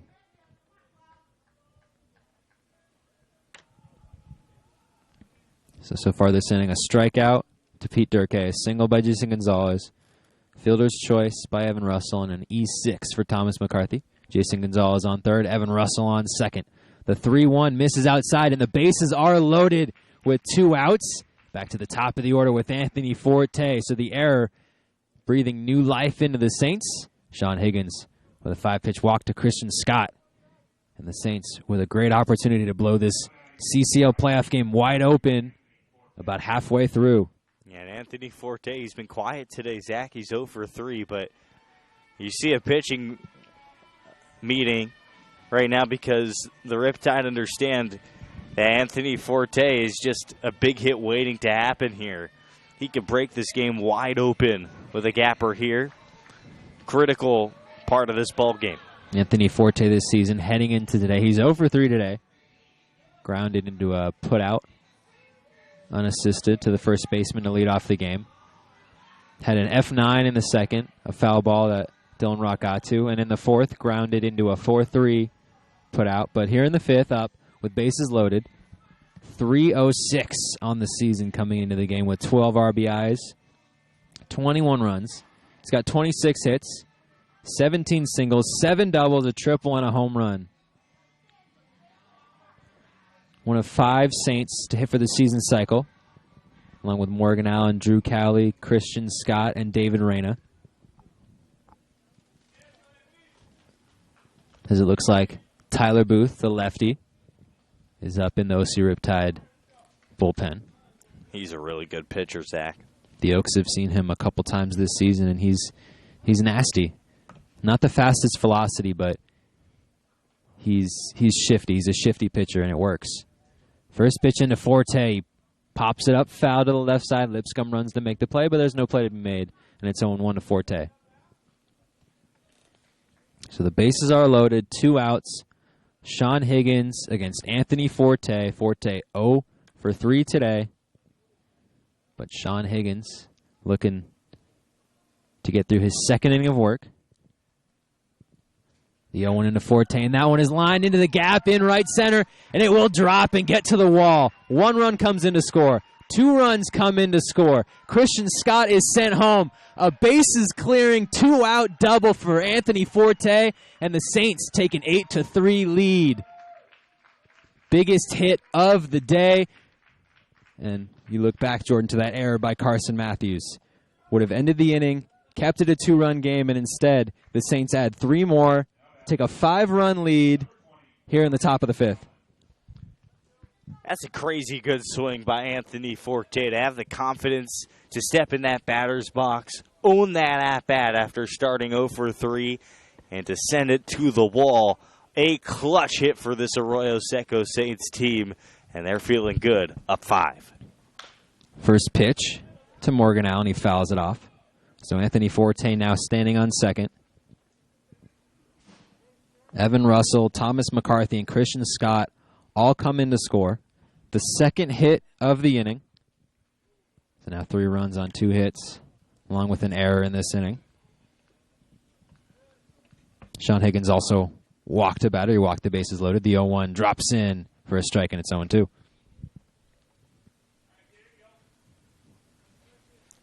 A huge hit right in the middle of this game from Forte. About to say, such a clutch knock to make Matthews really pay for that error at shortstop. And that's what you talk about. That's what championship teams do. They make you pay when you make a mistake. The 0-2 up and in misses, and it's 1-2.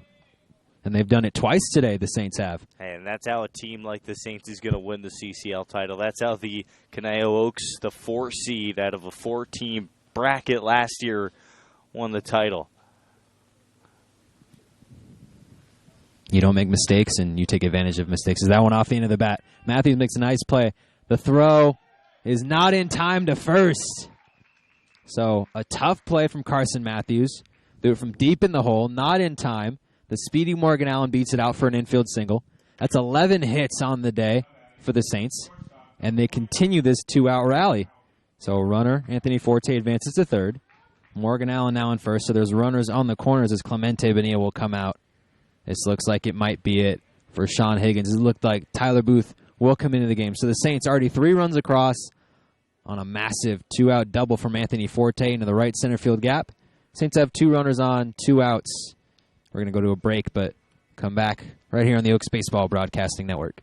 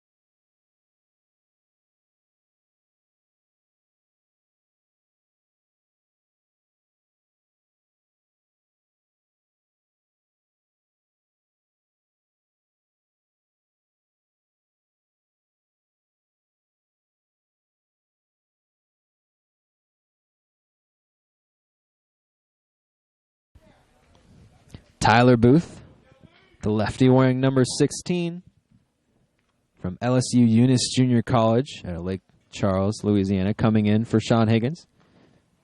First batter. And Morgan Allen will get caught in a pickle. They're going to try to tag him. Tyler Booth will tag Morgan Allen, and that will end the inning. The run comes in to score, so great base running by Anthony Forte. Morgan Allen gets caught in a pickle. Forte takes advantage, comes in to score. So that's 9-3. And that play was created. Morgan Allen obviously made a mistake off of first getting caught, but he went back and forth. He used his speed to avoid the tag and gave Forte plenty of time to score from third. That's a heads-up play, and that's a 4-spot fifth for the Arroyo Seco Saints. You talk about heads-up base running. Morgan Allen gets caught in the pickle, makes good of a dire situation instead of just giving up. Anthony Forte comes in to score, and as you mentioned, Jordan, 4 runs on 2 hits, an error. No runners left on base. The Saints take a 9-3 lead as we head into the bottom of the 5th inning. Keep it right here on the official voice of the CCL playoffs, the Oaks Baseball Broadcasting Network.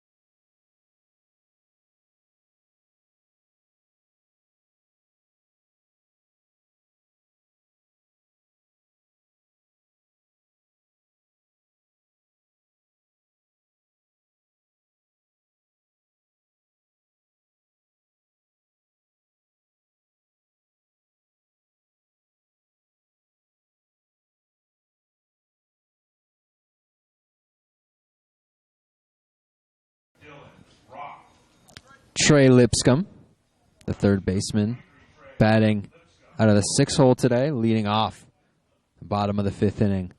4 runs in the top of the 5th. Some errors defensively, or an error defensively. First pitch by Lipscomb, and that'll get through the hole on the left side between the third baseman and the shortstop. A leadoff single. First pitch seen by Trey Lipscomb from Eli Riekman. And the Riptide are in business, but they're going to have to do a lot, Jordan. Now down 6 runs after a big 4 spot in the top of the 5th by the Saints. Daniel Jung leading off, or Daniel Jung up now with the runner on. They might be in business, but they need to be one of the Forbes 500 to come back in this game. Trey Lipscomb speedy on first. Fires in. Riekman does, and that one misses. 1-0. So that was a busy top of the 5th, Jordan. And by the way, that's Fortune 500. That's a correction. Not the Forbes 500. I'm not sure what the Forbes 500 is, or if that's a thing. The 1-0 popped up by Jung. It's an infield fly. The first baseman, Durkee, calls it off. Comes in, makes the catch for the first out of the inning. No, you're absolutely right. Forbes 500, not a thing. I'll own up to that one. Carlos, I know what you mean. They really are going to have to get some action as we are halfway through this contest. Saints, 9 runs on 11 hits, 1 error. Actually, I don't think they have any errors today. The Riptide 3 runs on 7 hits and 2 errors.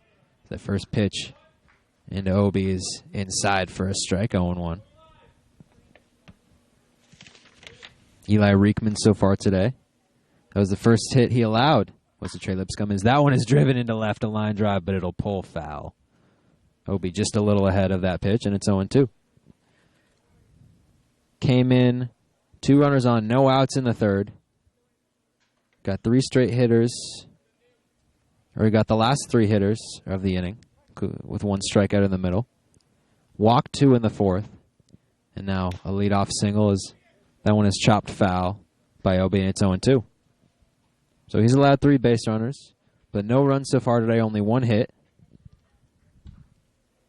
And a strikeout.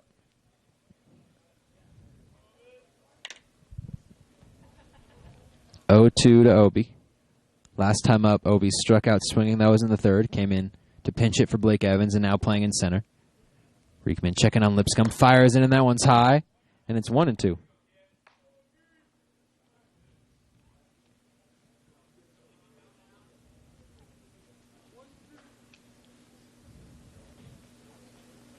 Lipscomb 6 stolen bases this season.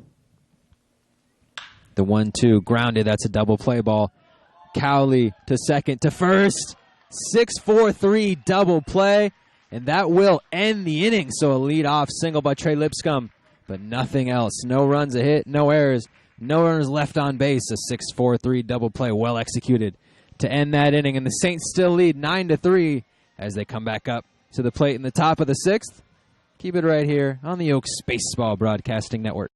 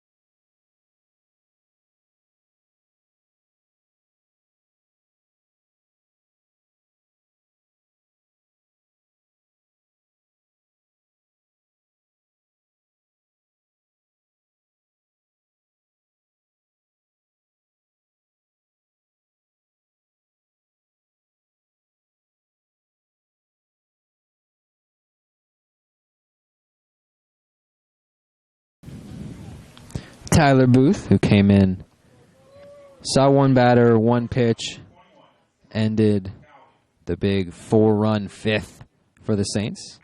Now facing the 3-hole hitter Drew Cowley to lead off the top of the 6th. Saints leading 9-3. First pitch in from Tyler Booth. Drops in for a strike on the breaking ball, and it's 0-1. So Booth came in to replace Sean Higgins, who started well, but when inning and 2/3, 4 hits, 3 runs, 2 walks, 2 strikeouts, as that pitch is in the grass. Didn't even hit the dirt in front of the batter, and it's 1-1.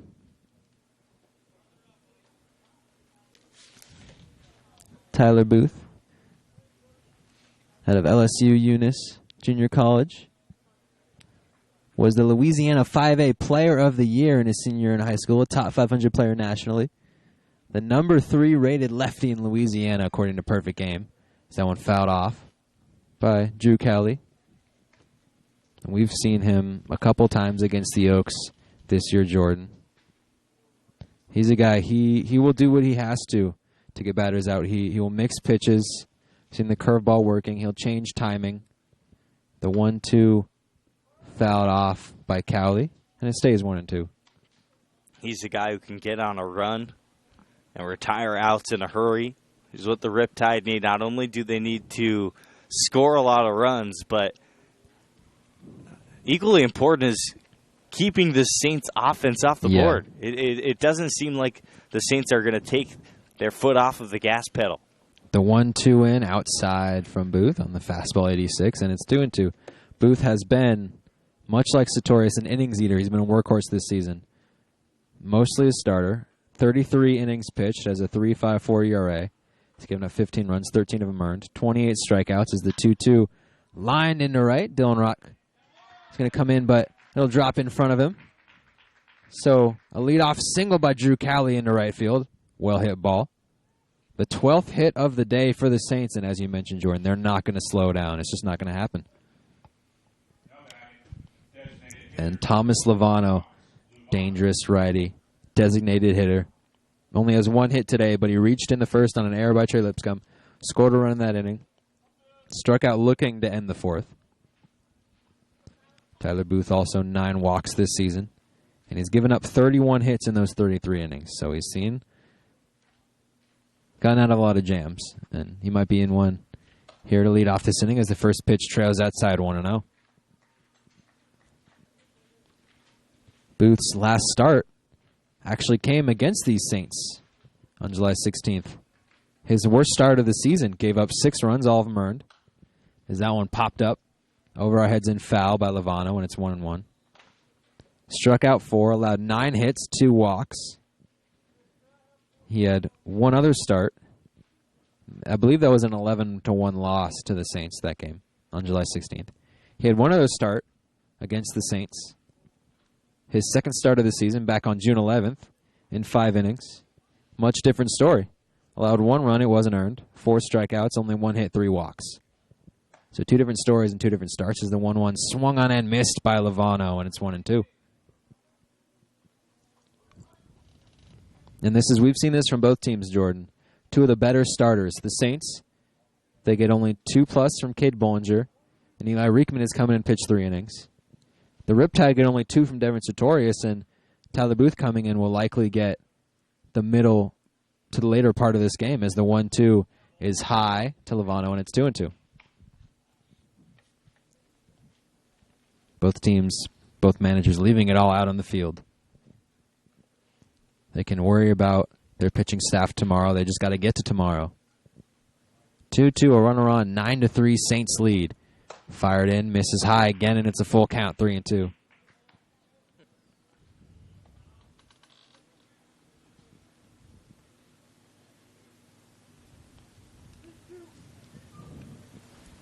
It's been 2 2-out errors by the Riptide defense that have kept the Saints alive today. The 3-2 in, misses outside, and a full count walk. So the Saints leading off the top of the 6th. Get a single from Drew Cowley, and now a walk to Thomas Lovano. 2 runners on, no outs. And Pete Durkee, who had a 2-run, 2-out double, later scored a run in the top of the 1st inning. And he's 1 for 2 today. Also struck out swinging in the 5th.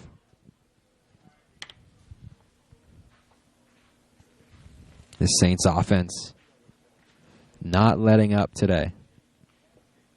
The Riptide have let them extend innings. It's the first pitch into Durkee, low and away, and it's 1-0.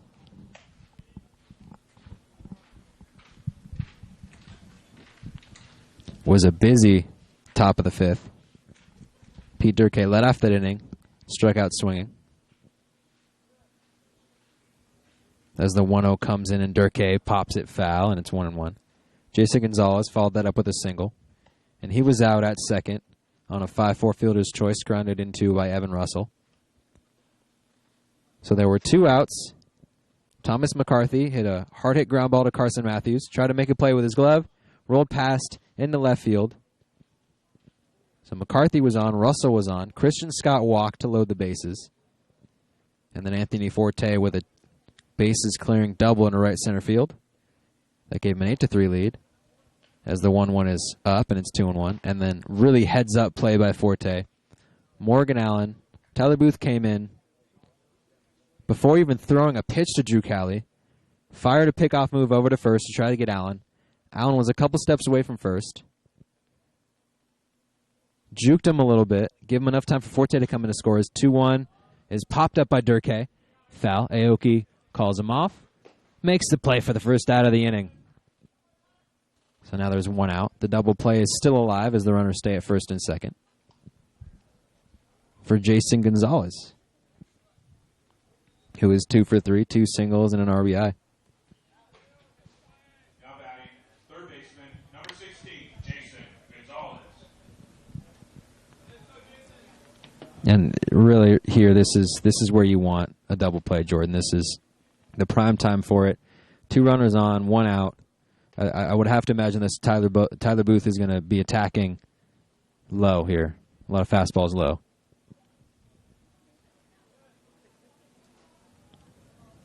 First pitch in from Booth. Misses outside, and it's 1-0. But we talked about this, Jordan. The Riptide, it still feels like they're in this game. They've had a lot of runners on, have not been able to take advantage of opportunities, but they've been knocking at the door all day. And this is a team that can explode for a lot of runs in a short amount of time.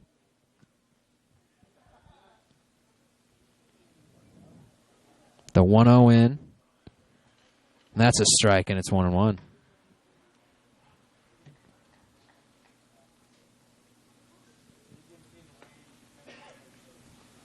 And after Orange County's comeback win last year in the semifinals against the Healdsburg Prune Packers, a game where they were down a whole lot more than this. 1-1 in from Booth. Misses high, and it's 2-1. The Saints have to know about that comeback that the Riptide had last year. And because of that, they're going to try and get this lead as one-sided as they can. They're gonna score until the sun goes down. And they are doing their best. As it approaches 7 o'clock, we're through 5 innings here. Saints lead 9-3. 2 runners on and out. Jason Gonzalez up in the top of the 6th. That one fouled back by Jason Gonzalez, and it's 2-2.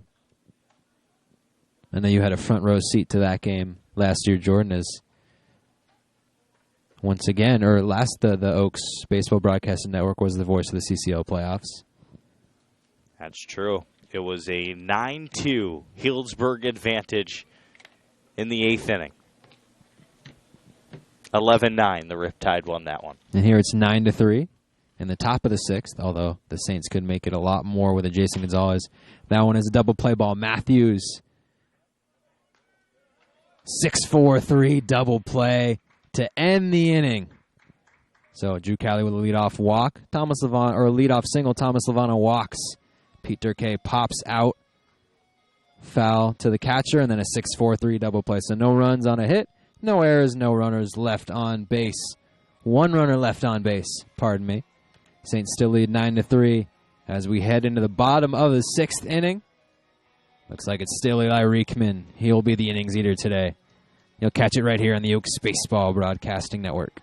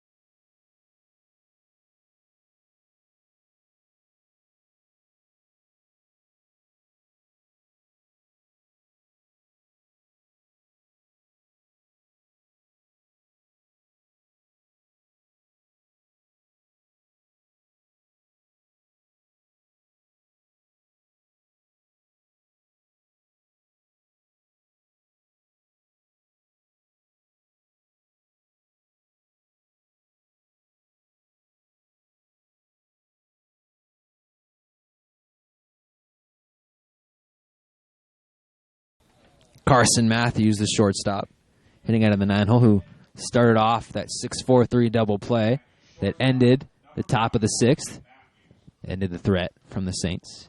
And he's up, down 9-3 here in the bottom of the 6th. The Riptide have left a ton of runners on base today.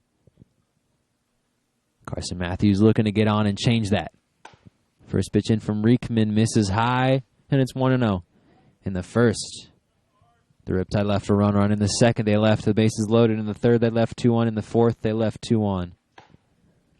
As the 1-0 misses outside again, and it's 2-0. So in total, 8 runners left on base by the Riptide today, and they trail by 6. Carson Matthews, 1 for 2 today, had an infield single in the second, although he was left stranded. Eli Riekman came in the third inning with 2 runners on, replaced Cade Bollinger, and has been dominant since. The 2-0 touches on the outside corner, 2-1. In 3 innings of work, he's allowed 1 hit, no runs, has walked 2 and struck out 1. 2-1 to Matthews, misses outside, and it's 3-1. 86-mile-an-hour fastball from Riekman.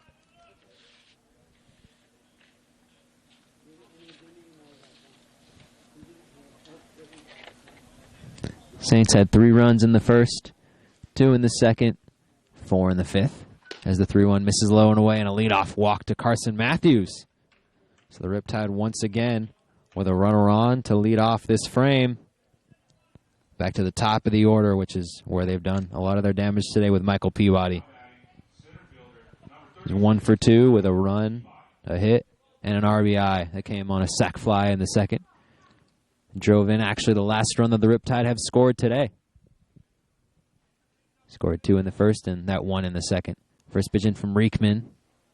Misses inside, 1-0. If you're Orange County right now, you can't be thinking, and I understand there's only 1 returner from last year, you can't rely on scoring 8 runs in the final 2 innings. It has to start here. That one, a high pop-up by Peabody. McCarthy takes off his mask, takes off his helmet, and makes the catch right in front of our broadcast booth for the first out of the inning. So now 1 down, still a runner on, and Max Ferguson up. Ferguson, 3 plate appearances, but only 1 official at bat. Had a no-out single in the first, ended up scoring. Walked in the second, walked in the fourth. So he's reached base all 3 times, and now he's up with a runner on first. First pitch in.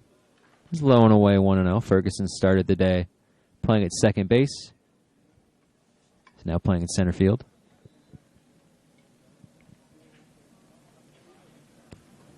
One in from Riekman, and that one misses as well, and it's 2-0. So one thing Riekman has been a little off today. 3 walks.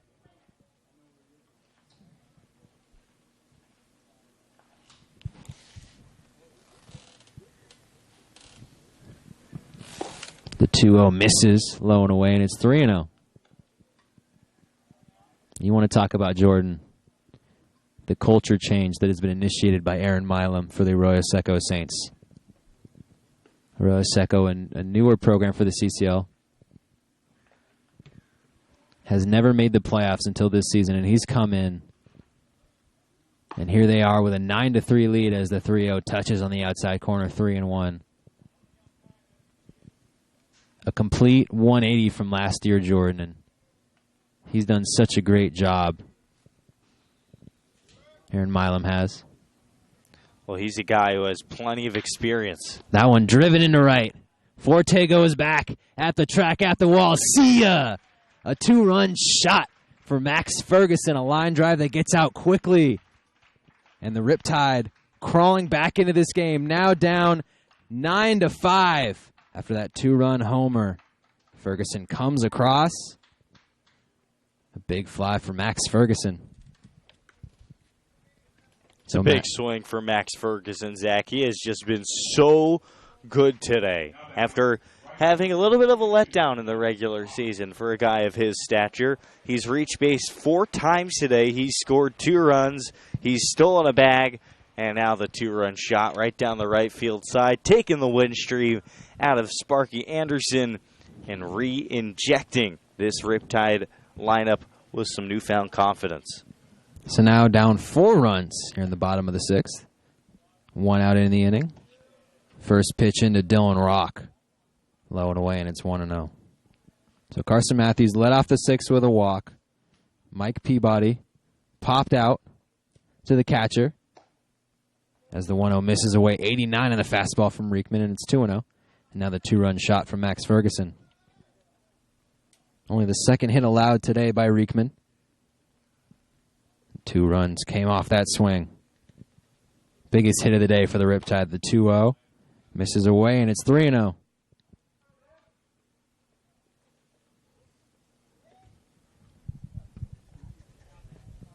Dylan Rock had a 2-run double in the first, walked in the second, flew out to the right fielder in the fourth, and the 3-0 touches in the outside corner, 3-1.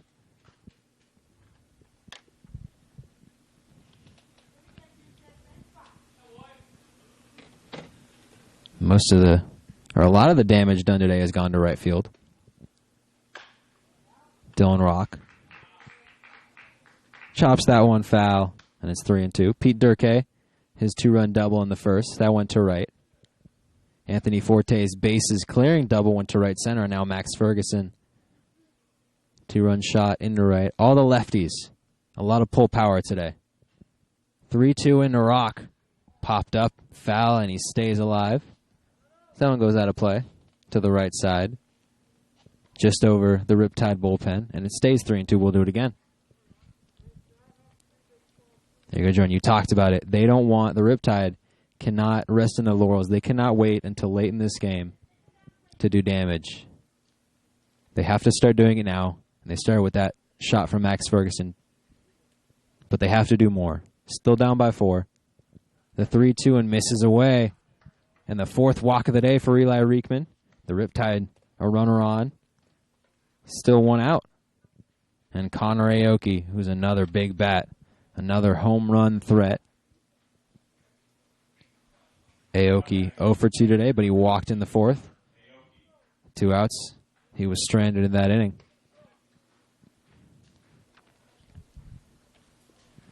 Now Aaron Milam coming out to chat with Eli Riekman. See if this is it. Looks like the whole infield coming in. Started the day Riekman did so well. Only 1 hit in the first 3 innings of work, including a strikeout, although he walked 2. But is now walked 2 with a hit and 2 runs in the bottom of the 6th inning.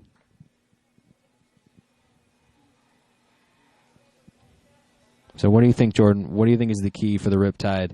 Because they've been active on the base paths. They've had a lot of guys on. What do you think is the key to get back into this game? Well, I think pretty clear. I think the key for this offense, they have to be ultra confident that they can score 4 runs until the 9th inning. They've done it all year. You rely on that because that's the bread and butter of your team. What gets them there and what gets them a win and a ticket to the finals against the Foresters tomorrow is going to be their bullpen. Can they be dominant? Can they be lights out? How much are they going to miss Merritt Krause, who signed with the Danville Braves? It's about bridging that gap. It'd be huge if they could get another in this inning, too. Connor Aoki takes the first pitch. Up and away, 1-0. Aoki coming into this game. Led the Riptide with 23 RBIs, 4 home runs, a .325 average. Just finished his freshman year at Binghamton. The catcher, the 1-0 in. That's a strike, 1-1. Now he's up, a runner on, 1 out. Riptide down by 4. I think it'd be big for them. Big hit here. Continue this run. Get another run or 2, maybe more on the board in the bottom of the 6th. Give that bullpen a chance. And that one driven into center field as the hit and run is on. But that one's caught by the center fielder, Scott. Well hit ball, but it's hard to do anything here at Sparky Anderson if you're not going straightaway left or straightaway to right. That's caught. Hit and run doesn't work for the 2nd out of the inning. Squared it up, Aoki did. And now it's up to Andre Antone. Already one single today. He's hit the ball hard almost every time he's been up. Plenty of space in the right center gap. If you get something out there to right center field, a low line drive, you could see a hitter and their base runners running for a while. First pitch into Antone is outside, 1-0. So Dylan Rock on first with a 1-out walk. Came in after Max Ferguson's 2-run home run. 1-0 inside to Antone, and it's 2-0 Antone today. It's 1 for 3. Sandwiched between two flyouts to right in the first and the fourth. Was a single in the third. That was a 2-0 lead against Riekman. Pitch in, that one driven into left field. And a sliding catch, a nice play by the left fielder, Evan Russell, to end the inning. A likely hit is caught and ends the frame, but not before 2 runs on a hit. No errors, a runner left on base. A 2-run bomb from Max Ferguson into right field. And the Saints now lead 9-5 as we head into the top of the 7th inning. Keep it right here on the voice of the CCL playoffs, the Oaks Baseball Broadcasting Network.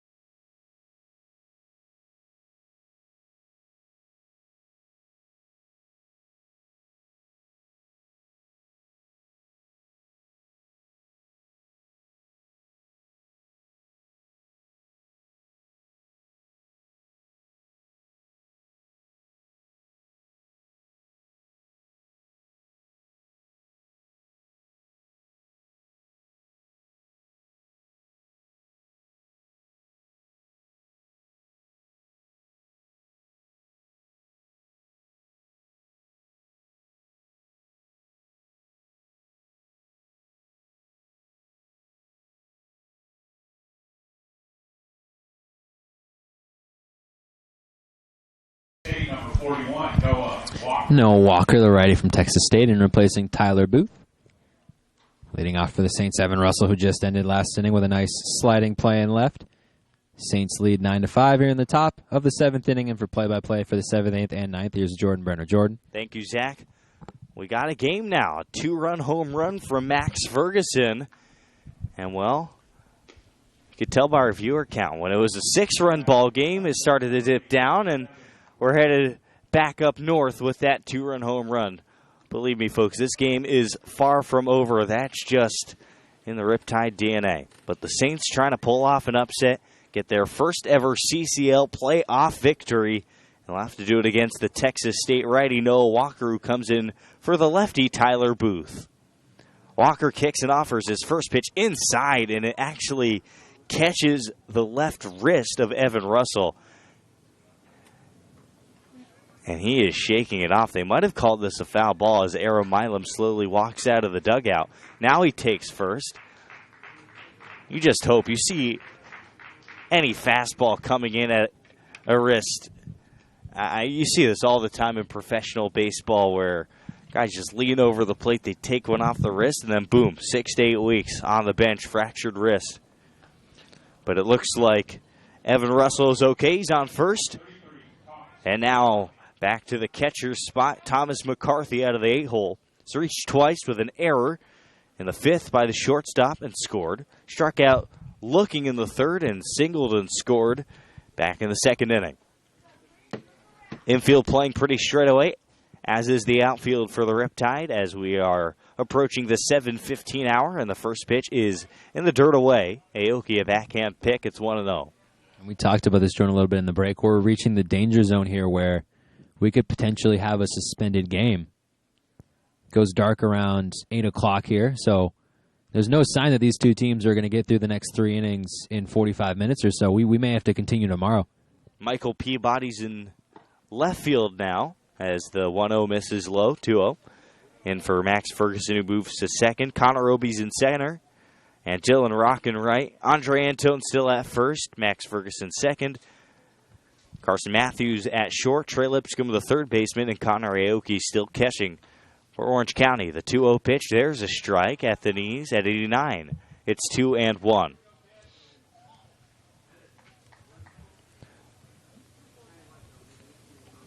Noah Walker didn't pitch in 2019 for Texas State, but in 2018 he saw 5 mound appearances and finished with a 2.70 ERA.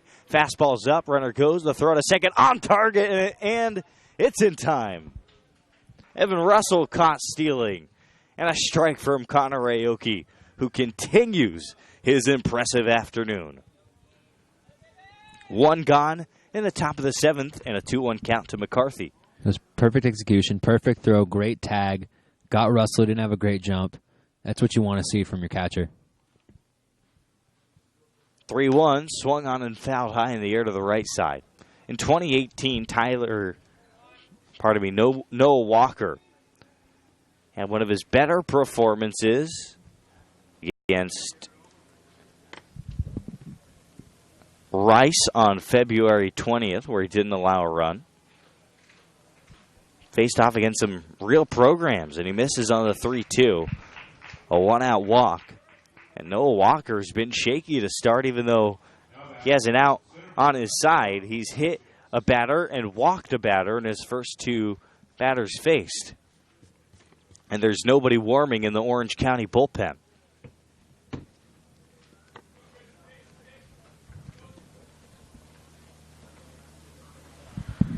At Orange County, normally you'll see the relievers or the pitchers hang out in the bullpen. Everybody's in the dugout.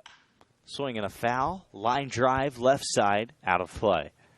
Out of Bowie High School, Noah Walker was a UIL All-District first team member as a senior, and he helped the Bulldogs to the 3rd round of the playoffs. Was honored as the team MVP. Now he's majoring in management. Hangs over with his right arm. 0-1 with a runner on first. And the pitch to Christian Scott. Kicks and offers. The pitch is high and outside, 1-1. Christian Scott is 1 for 2. Single to center in the 2nd and later scored. Grounded out to first in the 4th and walked and scored in the 5th inning. Now the righty-ready. Size. Winds and delivers the pitch. Front door 2-seam action at 90 miles an hour. That's called a strike. It's 1-2.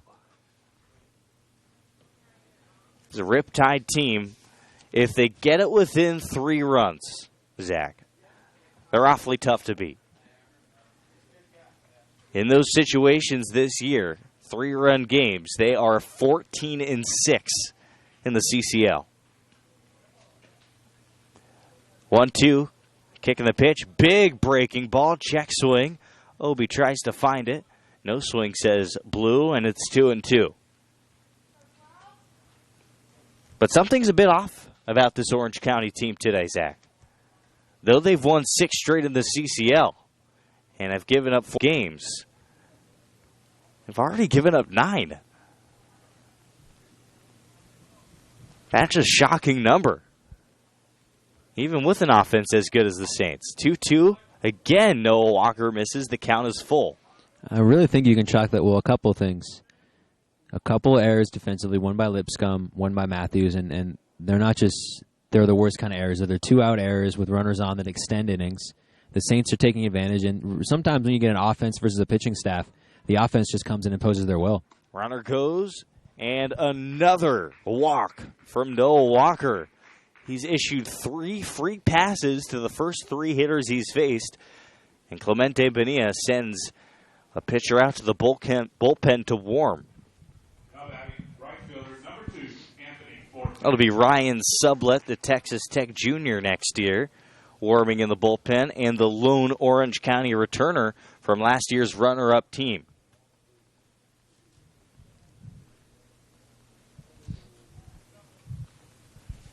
Two on, 1 out for the lefty Anthony Forte, who is 1 for 4. Drove in 3 on a gapper to right center his last time up in the 5th. Attacks the first pitch and is late on a fastball. Fouls it out of play to the left side. And he's pumping the strikes. 92 on the fastball from Walker. So he's been a little wild, but the fastball is elevating and it's accelerating a little bit.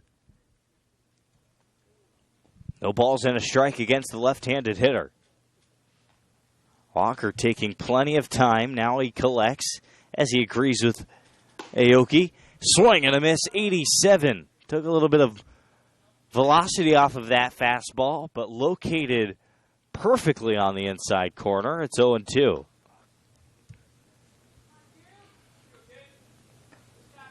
Aaron Milam's offense been swinging well. Runs in all but 3 innings today.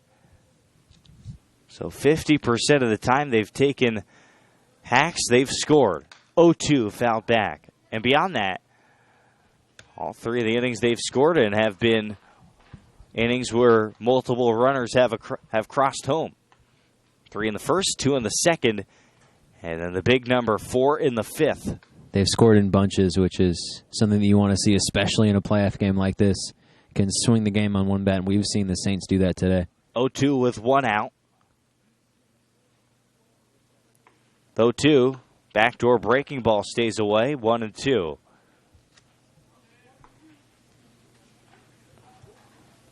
So Aaron Milam, when he's not coaching the Arroyo Seco Saints, working for the Occidental Tigers. 1-2. Swing. This one could get down. It chases the center fielder. Obi back his head. It's all the way to the wall. McCarthy scores. Scott behind him touches home. Anthony Forte, after starting 0 for 3, has driven in 5 runs with 2 consecutive doubles in the 5th and 7th innings. It's 11-5 Arroyo Seco. And they have a 6-run lead. They get the 2 they gave up back here in the 7th. They just keep attacking, Jordan. They're not letting up. They're pouncing on pitches. They like what they're seeing. Doesn't matter who the pitcher is here. Noah Walker, who hit a batter or 2 walks in, 2-run double. Anthony Forte doing damage from the leadoff spot. Now it's Morgan Allen's turn. He lines one up the middle. Shortstop Matthews gets there and throws on the run to first. 6-3 for the putout. And Forte goes to third. 2 gone here in the 7th. And Drew Cowley looks for his 3rd hit today to drive in the Saints' 12th runner. I think we both expected a high-scoring game, Zach, but I don't think either of us expected a game to be this much of a marathon affair. This many swings in either direction. Swing and a foul, it's 0-1. I mean, we're already at 7:30. The shadows are already becoming a factor. It's only the 7th inning. Yeah, we're legitimately only 2/3 of the way through this game, maybe 70%, and Saints aren't stopping. Don't care about the sun. 0-1. It misses low and inside on 88, a ball and a strike. How much time before both the Riptide and the Saints come marching in?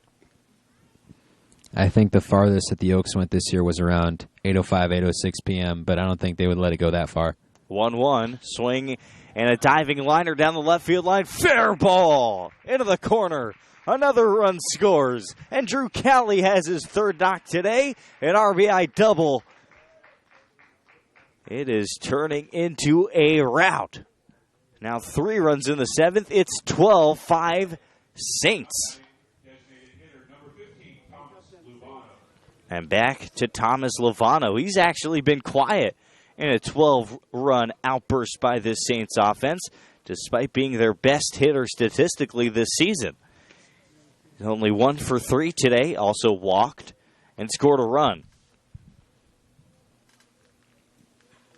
And this is a team, Jordan, I think we talked about it, the Saints, they're not as deep as the Riptide, they're not as deep as the Foresters, but in a one-game situation, they can be as dangerous as they can beat anybody because of the potency of this offense. And you see it today, 12-5 in the 7th. Breaking ball, touches the dirt, and it's 1-0.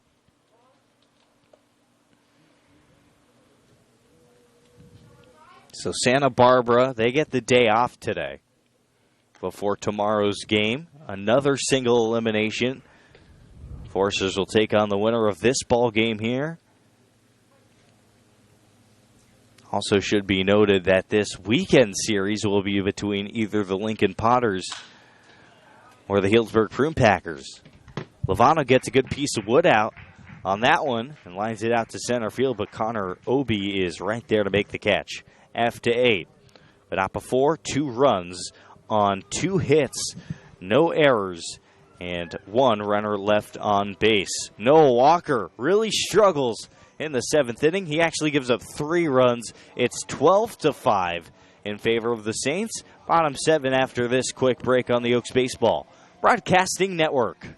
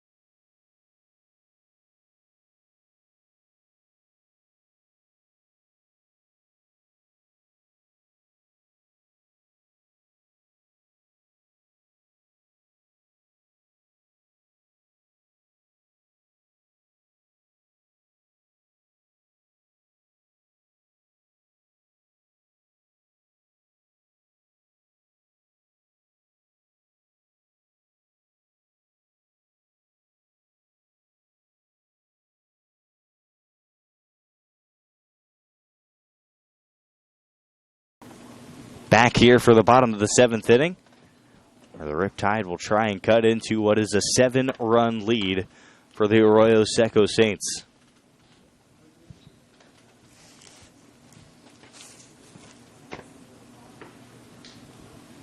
New pitcher in is Isaiah Ramos out of Antelope Valley College. Going to be a junior next year. 1-1 turns to 1-2.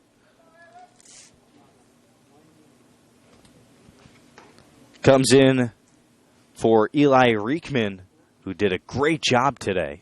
1-2 misses away, 2-2. Through the first 3 innings, it really looked like this game was just going to be a back-and-forth run-scoring machine. 2-2 fouled off on the ground to the right side off the bat of Lipscomb, who's 2 for 3. And then Eli Riekman came into the game and settled everything down. He went 4 innings, 2 hits, 2 runs. And the 2 runs came on a 2-run homer by Max Ferguson. So he really did a great job. 1 hopper to Cali at short, sidearm to first, 6-3, 1 away.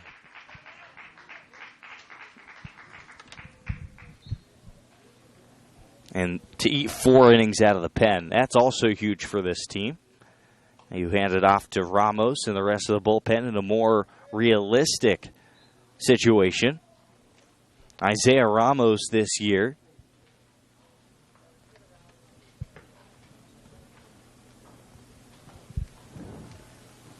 he's gone 12 innings and has an ERA of 6, 14 strikeouts, and 10 walks.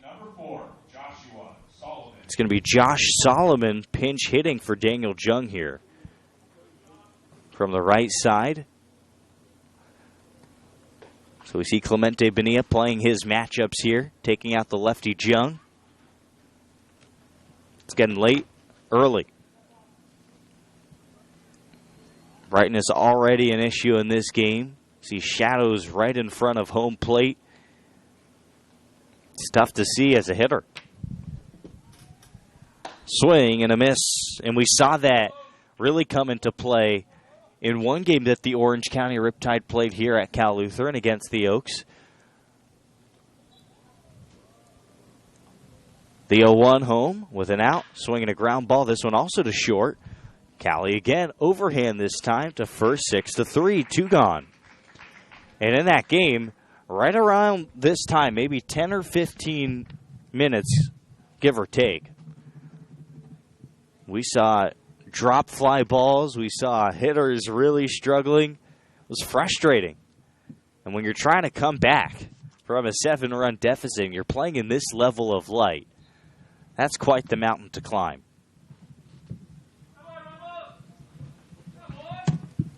Looks like there's a pinch hitter here. Antonio Cruz for the OC Riptide, replacing Connor Obi. So that's the third batter we've seen today hitting out of the 8th spot. And you talk about, again, the Riptide's depth. Cruz out of Rice takes ball 1 at 86-mile-an-hour fastball low and outside.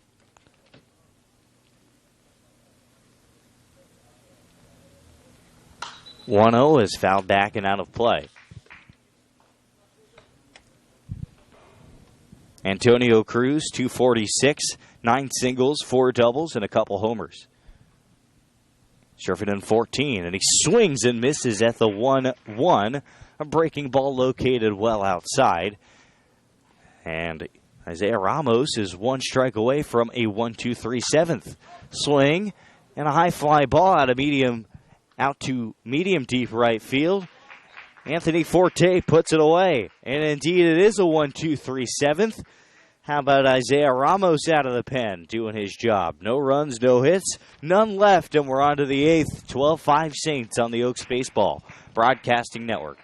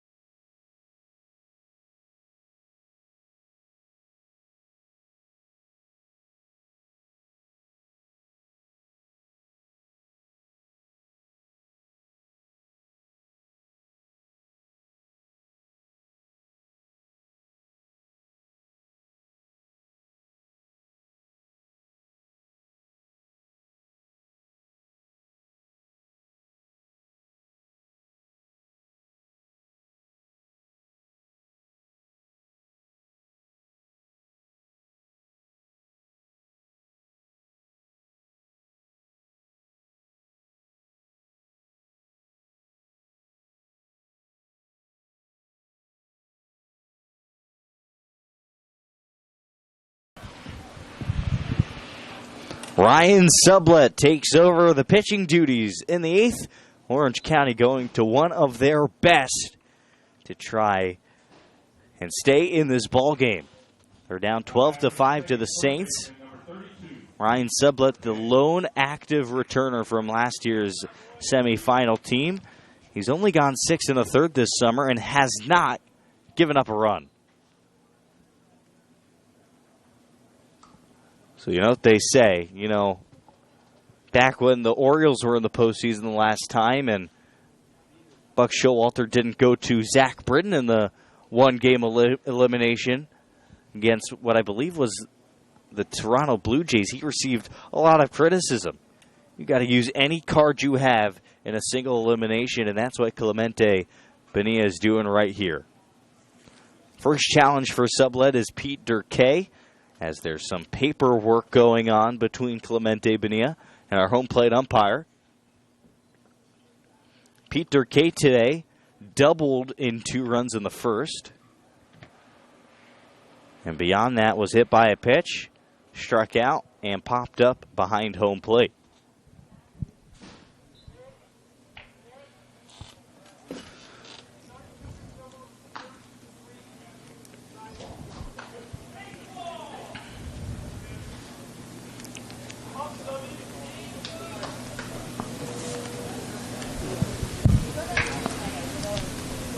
Ryan Sublett in 2019 for the Texas Tech Red Raiders had a 4.76 ERA, appeared 14 times, all of them out of the bullpen, and he starts off with 88 away, 1-0. Only through 17 innings this past year. He's touched up a little bit, but a vast improvement over his freshman year. Fastball misses high and away, 2 balls, no strikes. In his freshman year, he had a 9.49 ERA, and he went 0-3 in 24 2/3. Really struggled with control. 20 strikeouts, 22 walks. Banged into center, right at Obi charging. He makes the catch. Pete Durkay retired for the 3rd consecutive time. And now it's Jason Gonzalez hitting. Number 16. Number 16, Jason Gonzalez.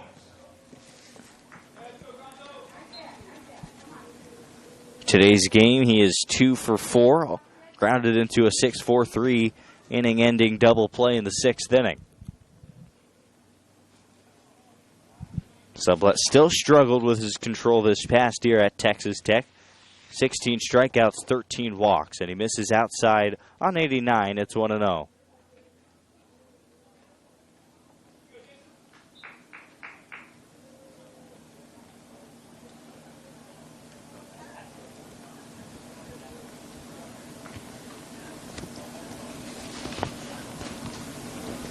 This one lined out of play to the right side, foul.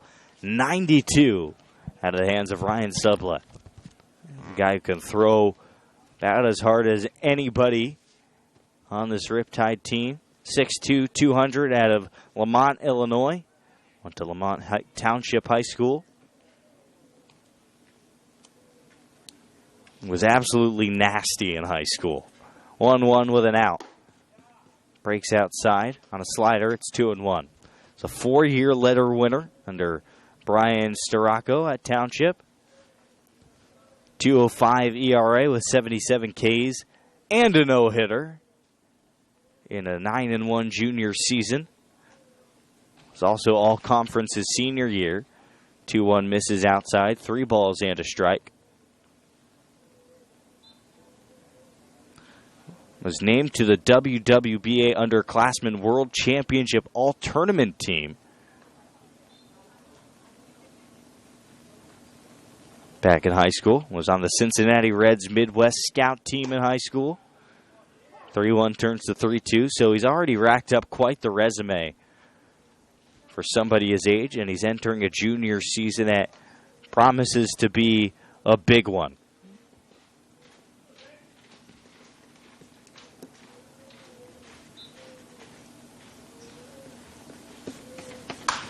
Swinging a foul on the 3-2. Pitched in some big games his freshman year, Zach. A Big 12 championship. Received the start against TCU on May 23rd in OKC. Also appeared in the NCAA tournament, Super Regional against Duke, giving up a run on a hit and a strikeout. 6 of his 13 appearances his freshman year were against ranked teams, and he strikes out. Jason Gonzalez swinging with a fastball over the outer corner. And as we've gotten into the bullpen, Zach, like we've expected, this game has sped up, and the pitchers have started to dominate this game a little bit more. Ryan Sublett, no question, without Merritt Krause, one of the best, if not the best, reliever in the Riptide bullpen. No surprise they go to him late in this game, down 12-5, trying to calm the damage, not allow the Saints, who have been hitting big all day, to get any more runs across so they can try to come back in the bottom half of the 8th and maybe even the 9th. Evan Russell, left fielder here, outside of the hitter. It's 1-0. Russell's reached twice. Was hit by a pitch his last time to lead off the 7th and was caught stealing. Also reached on a 5-4 fielder's choice in the 5th and also scored a run that inning. Fouls one back to the screen, a ball strike. Popped up in the 1st, flew out to left in the 3rd. Appreciate you joining us on the Oaks Baseball Broadcasting Network. First game of the 2019 CCL postseason. The affiliate division got it going last night. A 1-1 break slow and outside, 2-1. Healdsburg, a 1-0 advantage in a 3-game series against the Lincoln Potters. Just a dominant performance for Healdsburg yesterday, in which they won 7-0 and blasted 4 long balls at Recreation Park. 2-1 turns to 3-1. Cam Blake out of A&M, John Legatuda,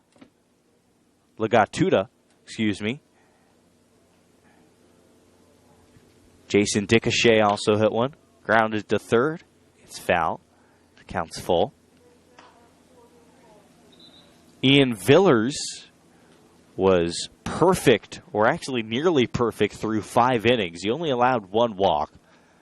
Pitcher out of Cal Berkeley. They have quite the Cal pipeline up in Healdsburg. Recreation Park field must be like 250 down the left field line. And that's a full count walk. Evan Russell aboard, 2 gone. And we're on to Thomas McCarthy now, who's reached 3 times and scored 3 runs. Now back, catcher, number 33, Thomas McCarthy. New defense. Antonio Cruz is in left field. Chad Crosby in center. Max Ferguson in right. Andre Antone at first and Blake Fadules at second. Carson Matthews still at short. Trey Lipscomb, Tennessee, at third. And Eric Bigiani is the new catcher. No surprise, Clemente Benia emptying the tank. You see him do that pretty often. We talked about how deep this team is, especially in the outfield. Whole new outfield. First pitch, a strike to Thomas McCarthy.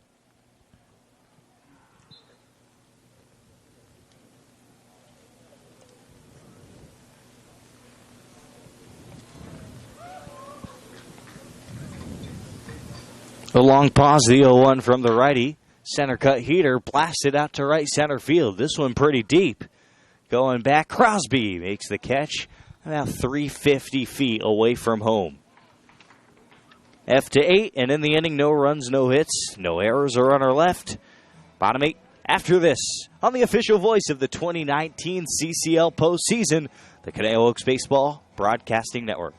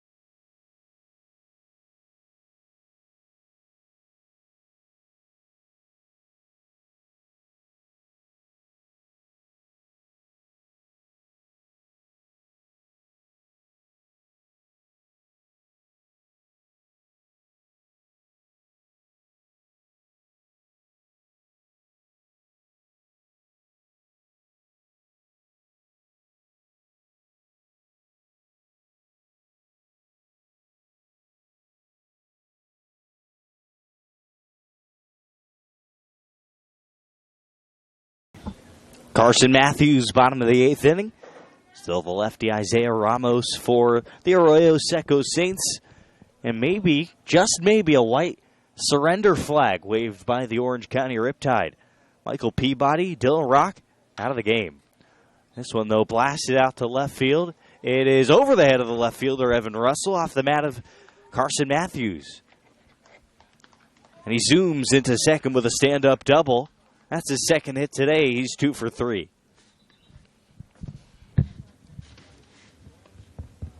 Clemente Bonilla will never tell you that, though.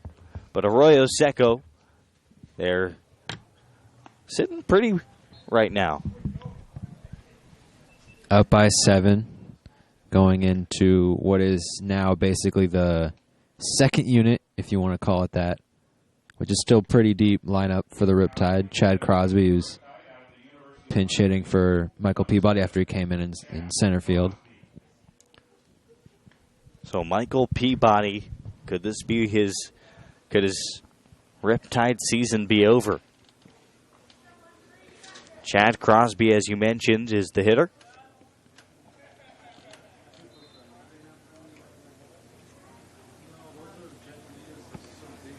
Chad Crosby this season is hitting .271, 9 singles, 6 doubles, and a home run. He's driven in 8 runs. A long pause for a game that is battling the brightness. And now we're finally back.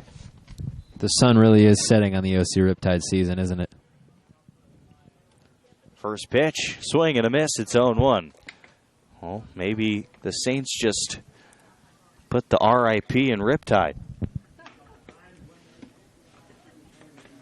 But again, lots of time, a deficit that the Riptide overcame a season ago. 0-1 misses, 1 ball, 1 strike.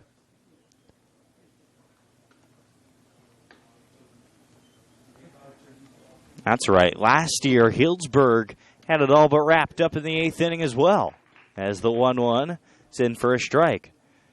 They were up 9-2, a 7-run lead, just like we have right here.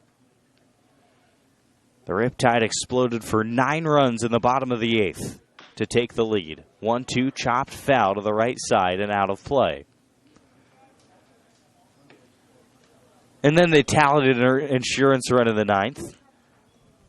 It's one of the most unlikely finishes you'll ever see to a ball game. They won 11-9. The Riptide last year were also the number 2 seed. That game was played on July 28th. Swing and a drive, right field side, way back, track wall, goodbye! 2-run home run, Chad Crosby off the bench. And the Tide never say die.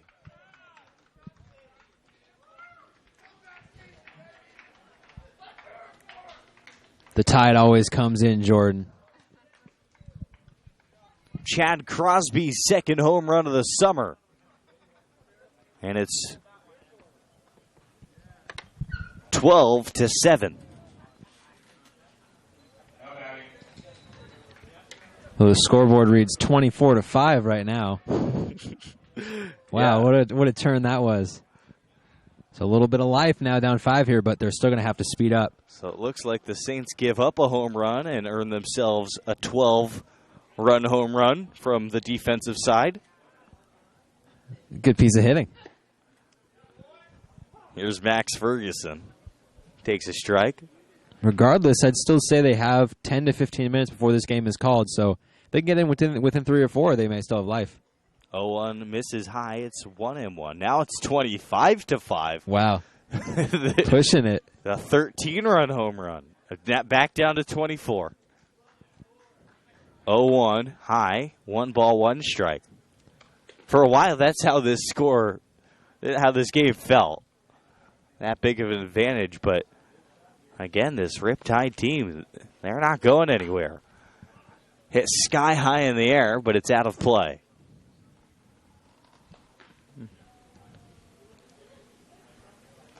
So it's 0-2 now to Ferguson. Ferguson has a home run today as well.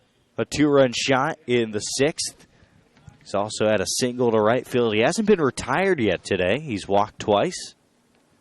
So he's 2 for 2. Takes inside. And that'll be a walk. Very sorry. We had no idea what the count was on that at bat. The scoreboard is having some serious malfunctions right now. But what we do know is the Riptide, as Blake Fadul is pinch hitting, so Dylan Rock's game is over. The Riptide, as it reaches 7:51, the sun is almost fully set here at Sparky Anderson Field. Down by 5 after a 2-run shot in the bottom of the 8th. Have a runner on, no outs. If they get something going here in these last 10 or 15 minutes before this game has to be called, we may have to push the remainder of this game till tomorrow. The Riptide might have a shot. Blake Fadul takes high. It's now 1-0. It's spelled Fidal, pronounced Fadul. And he fouls one high in the air, foul. Right side. And it is 1-1. Blake Fadul, 171. 5 singles, 2 doubles this season. And has 5 RBIs. Takes the 1-1 low and away. 2 balls and a strike. So right now, the scoreboard reads 24 runs on 12 hits. And 1 error for the Saints. Swinging a foul again. An error I don't think that they've committed. 1-2. Not sure. I know the I've Riptide had 2 errors, yeah. I don't think I've ever seen anything like that before. So, 3 touchdowns and a field goal compared to a field goal and safety. Outside. 3 balls, 2 strikes.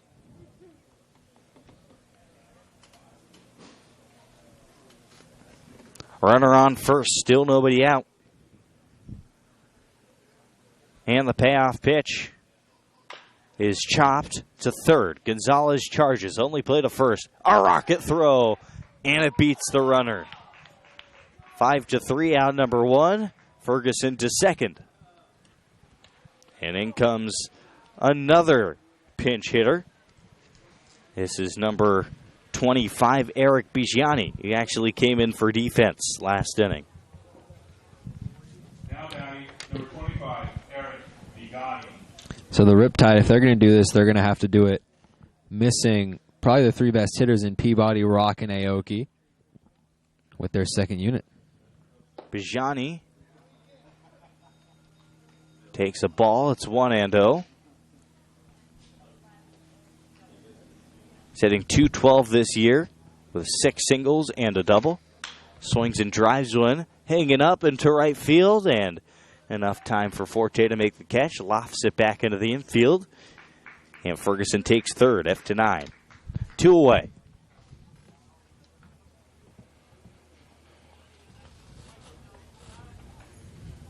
And now Andre Antone, who's 1 for 4. Now batting, number 30, Andre Antone. Andre Antone out of UC Irvine. Plays infield. He can pitch. 6'5", 235.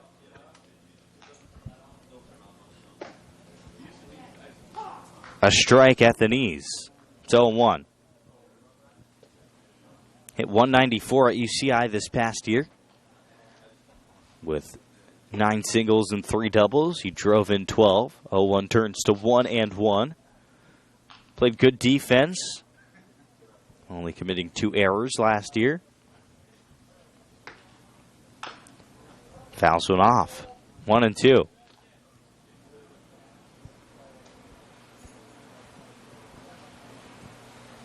Drove in 3 runs back on April the 23rd against the USC Trojans at USC. And he takes low 2-2. Went to Capistrano Valley Christian High School, where he was a 3-time league champion and a San Joaquin League MVP back in 2017. Swing and a miss at the 2-2. And Isaiah Ramos is out of the 8th. The Saints are 3 outs away from marching on in the inning. 2 runs on 1 hit. No errors, nobody left. When we come back, the 9th inning on the Oaks Baseball Broadcasting Network.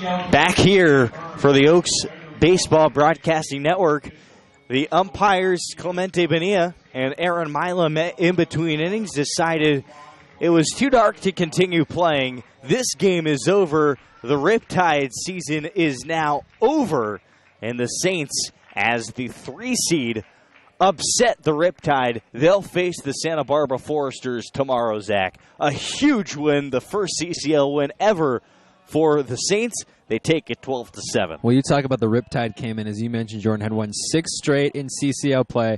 The Saints came in at 18-17 in CCL play. They've been scuffling a little bit, lost their last 2 without Andy Garriola, and they come out. They put a 3 spot in the first, a 2 spot in the second, 4 in the 5th, and 3 in the 7th, taking advantage of some untimely 2-out errors by the left side of the infield. 5 RBIs for Anthony Forte. A big 2-run double for Pete Durkee. They did everything right. They did it all in the right spots. They took advantage of great opportunities, and they really earned this win. And it's for the Saints, it's really a step up. The last few years, they have not performed to their expectations. This year, coming in, they really took a step up, and they're going to have a chance to be the CCL Southern Division champions, facing off against the Santa Barbara Foresters tomorrow, Jordan. That will be at 4:30. We'll be on the call. Tune in at 4:20 for a pregame show. Great to see sportsmanship from both of these teams shaking hands. But we appreciate you joining us for the first game of the postseason. This has been a presentation of CCL postseason baseball on the Oaks Baseball Broadcasting Network. I'm Jordan Brenner. Thanks to Emily Hilsinger on production today. Zach Engberg on color, and for play-by-play the 4th, 5th, and 6th, I'm Jordan Brenner signing off. The Saints are marching on.